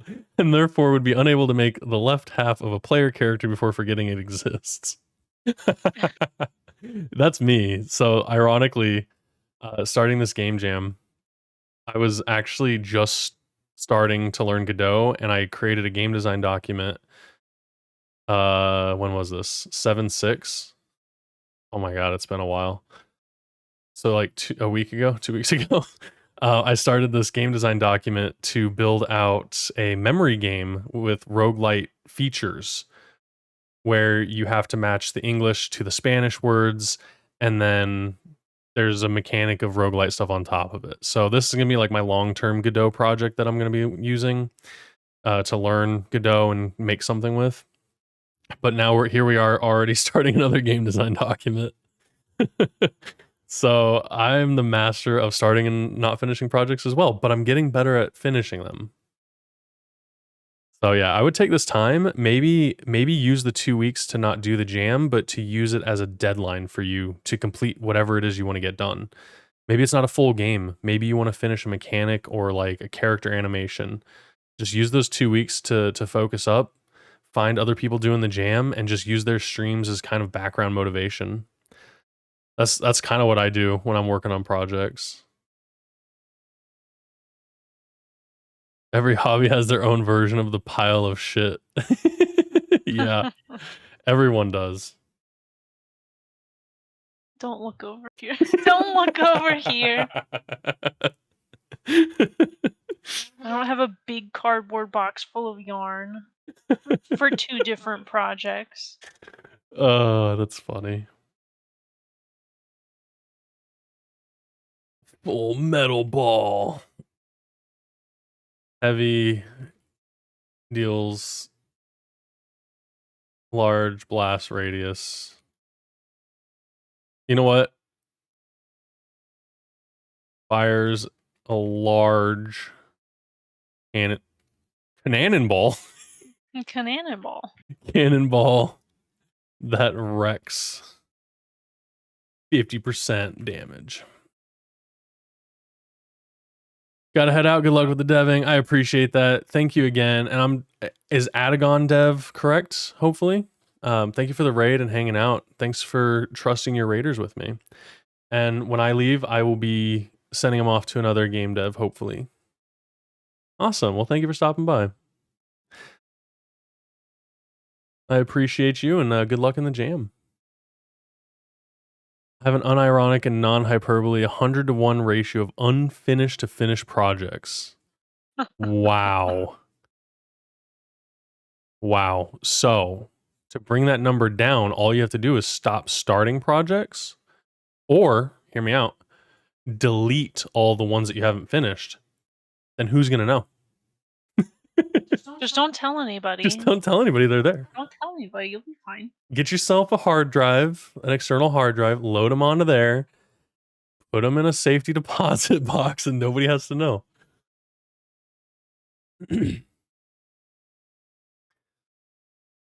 All right, what other things can we mix? Oh, a rubber ball. Bounces off targets and causes mayhem. Okay, I think this is good for now.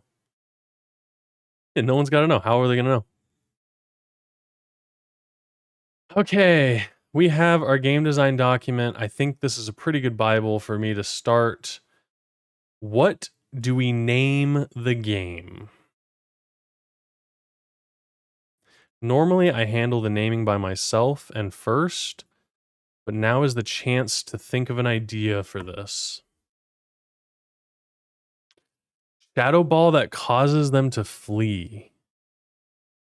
Okay. Where did all my stuff go? Mechanics. Shadow ball. It's a good idea. Causes the enemy to flee. Here. Makes the enemy unable to shoot. Target the player. Okay.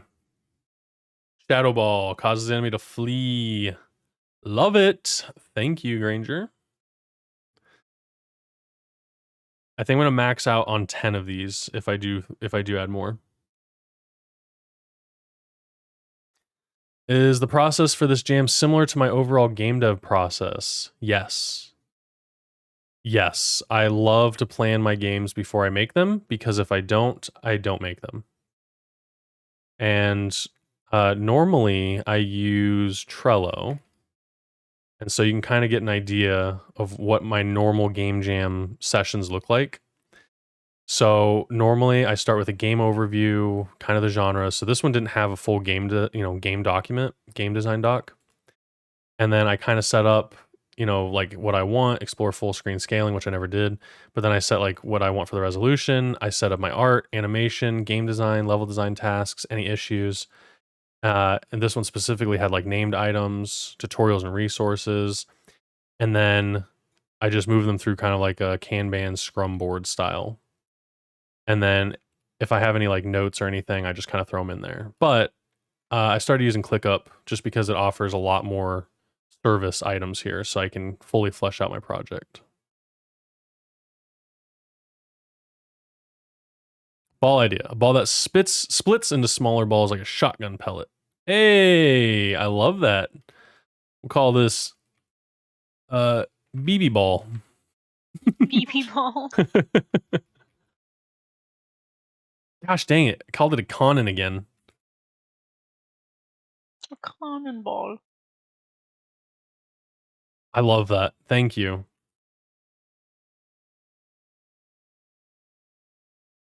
These will probably get renamed.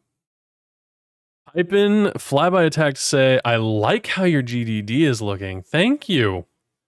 That means a lot to me. I don't know why that hit so hard.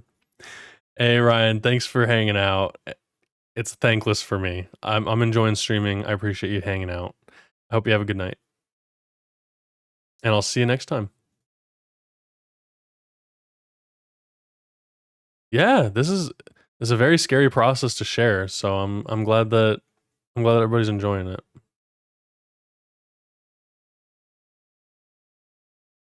All right, we got a game name, Pyrochemist. Ooh. Does it mean anything outside of pirate chemist? What does pyro mean? Oh, it's the ultimate framework for micro front ends. Okay. Well, I'm gonna add these here. Pirate alchemist. Yo. Pyralchemist. I do want it to roll off the tongue too. Pyral.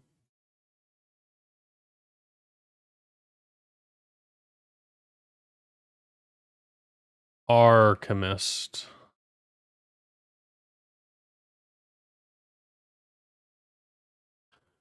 Pyralchemy. I'm sorry. The Archemist has got me. It got me. That's off of your Pyralchemy one. Archemist, yeah. Yars and Shadows. Okay, okay. I'm liking these. I like the Pyralchemy. It is a very unique name. A little hard for me to say.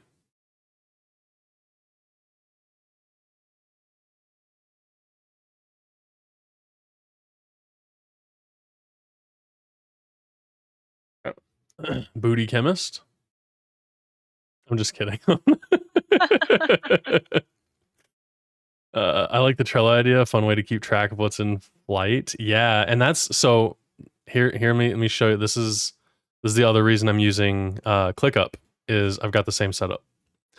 So I can take these and I can, say the game ideas in progress. And then once I have other tasks, I can put them in here and just be like, player ship. And then what I can do is I've got tags set up. So I've got Dame Design. You got what? I got the Dame Design tab over here. It's my dyslexia.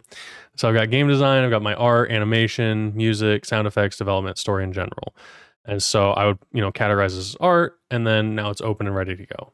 Or I can change it to the list and also gives me kind of the same view, just with some different stuff on here. And then I can change the priorities and all that. I freaking love this. Pyro Gooby. Goob alchemy. I'm good with game ideas, terrible with names. See, I'm pretty good with names. I am pretty good with names, but it's only because they're puns. That's it. Pyro Gooby. All right. Goob Beard. Goobbeard the pirate.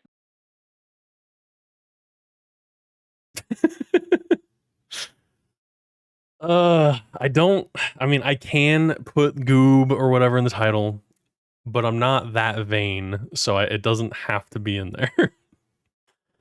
um, really, the naming is the hardest part of this. So we've got ships.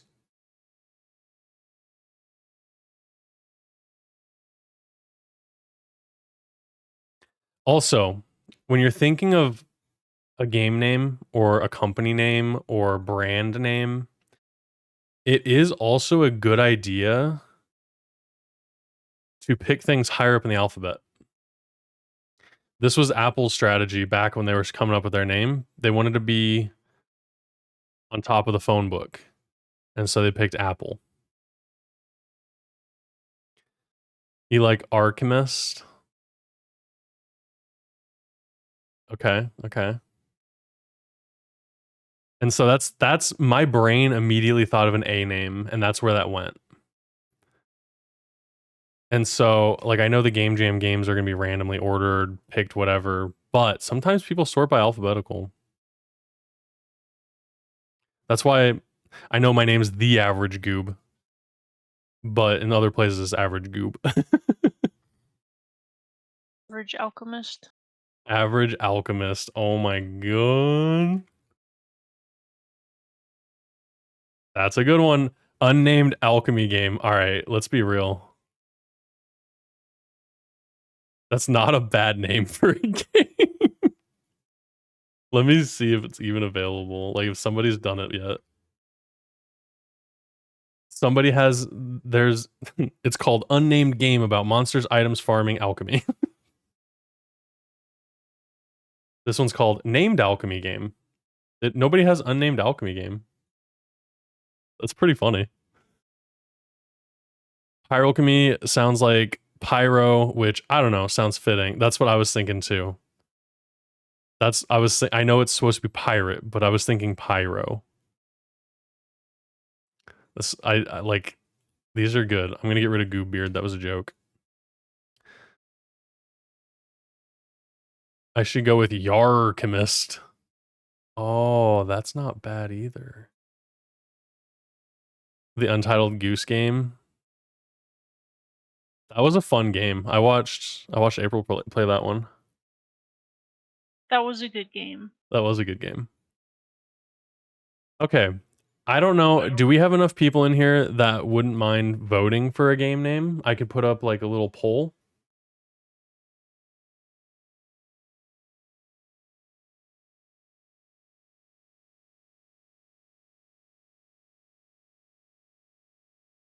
And I will use whatever gets picked.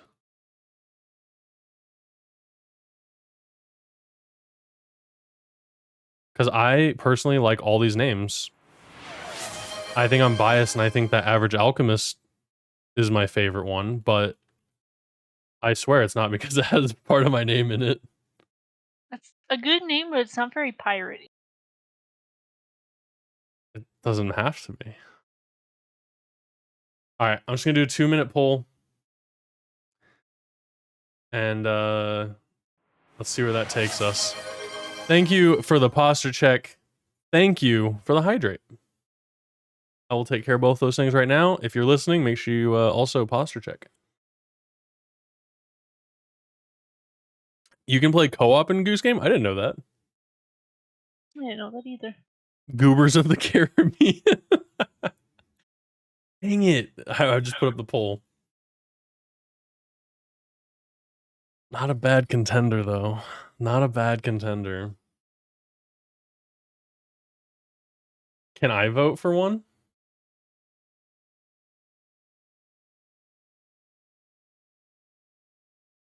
It let me vote. Oh, as a matter of fact, I'm going to do a little stretch. Oh, yeah.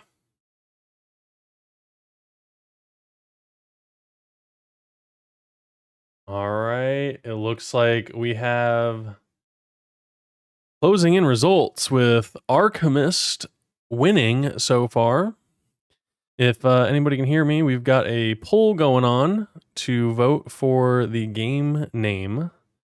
We have Alchemist. We have Pyralchemy. We have Yars and Shadows. We have Average Alchemist. And then we have Unnamed Alchemy Game.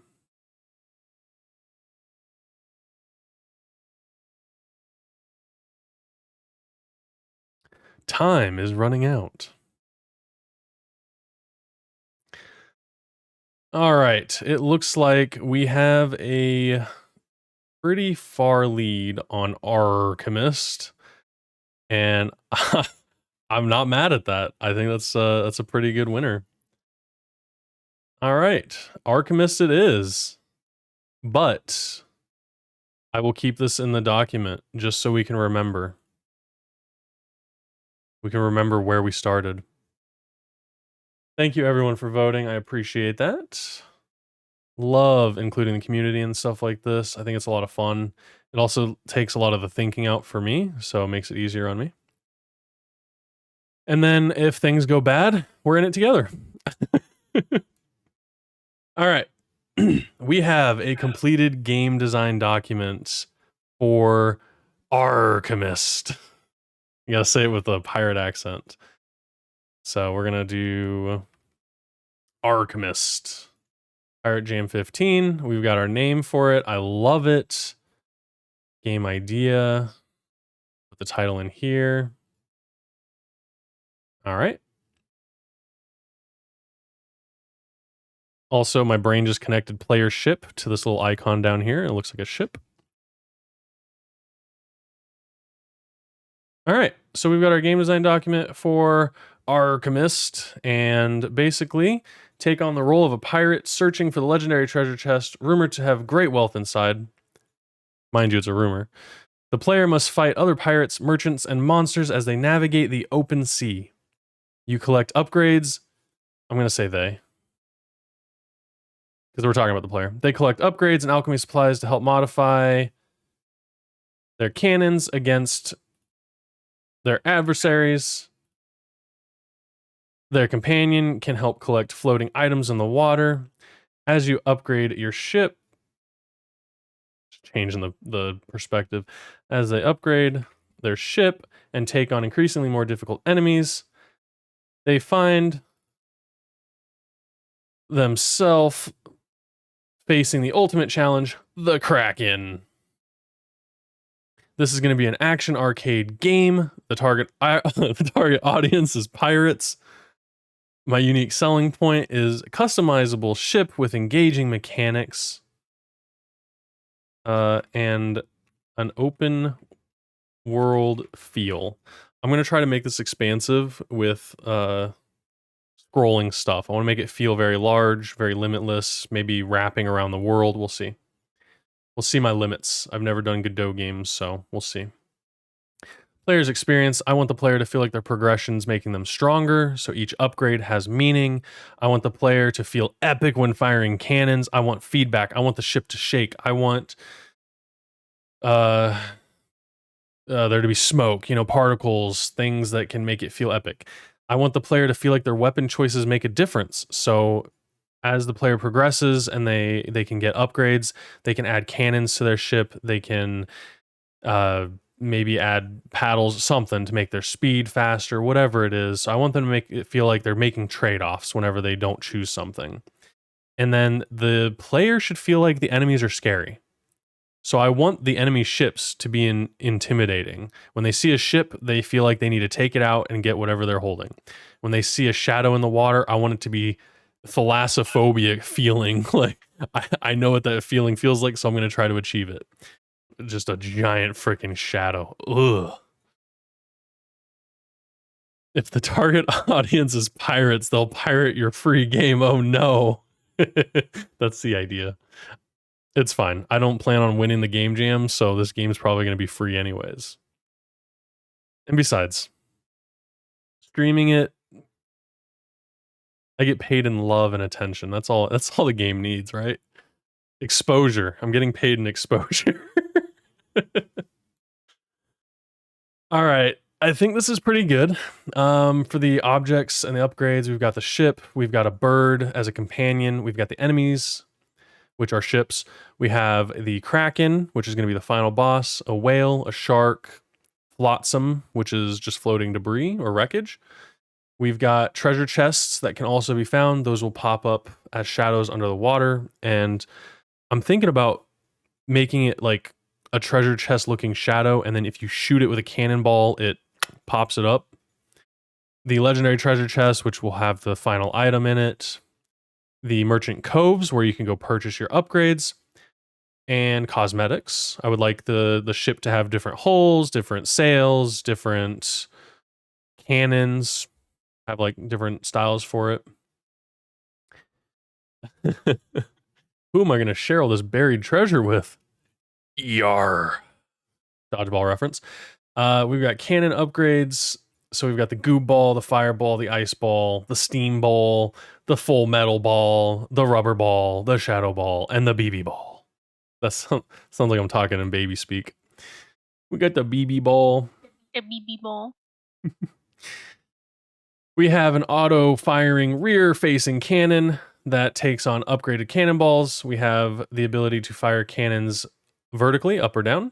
We have the ability 2, which is ramming at high speeds, and ability 3, which is flip a bitch. Or as I like to say it, friendlier, stop and flip in reverse. If you can dodge a boat, you can dodge a ball. Steve the Pirate, yes. Thank you. I'm so glad some people got that because I just said that out of the blue and it was very random.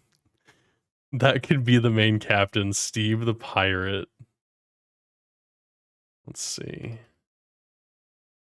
Names. Steve the Pirate. I'll consider it. I'll consider it because that's pretty funny. And somebody's going to feel very loved. They're like, my name's Steve. That's me. I'm the pirate. All right, that's going to be it, everyone. I appreciate you all for hanging out. I am going to go find somebody to raid. Let's see what we got here. Do we have anybody? We still have 666 followers. That's sus. Let's see if we've got anybody on my direct followers. Nobody? Nobody streaming game dev? What are you doing out there? Do we have anybody in the stream team? It's me. I'm live. Dang it. All right. Let's see. We've got somebody else here. Hero Axe. Looks like they are streaming for a little bit, maybe.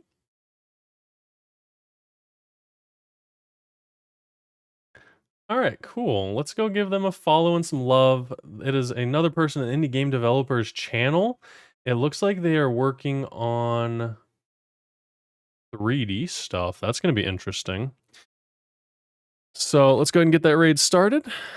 And let's go hang out there. Everybody give them the love. I will be back on Friday night where I will probably just be playing Elden Ring. But if I find some inspiration to work on this, we'll probably work on some art as well. But plan on my Friday being kind of a variety.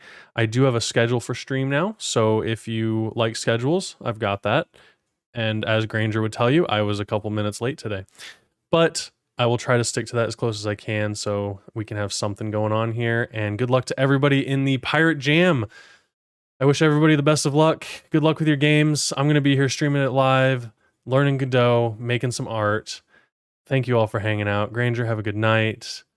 V, thank you for hanging out. Glitched, I appreciate you. Machined Hearts, thank you for hanging out. Llama Salami, brother. Thanks for the raid in tonight, dude. I appreciate you. Have a good night, everybody. And I will see you on Friday.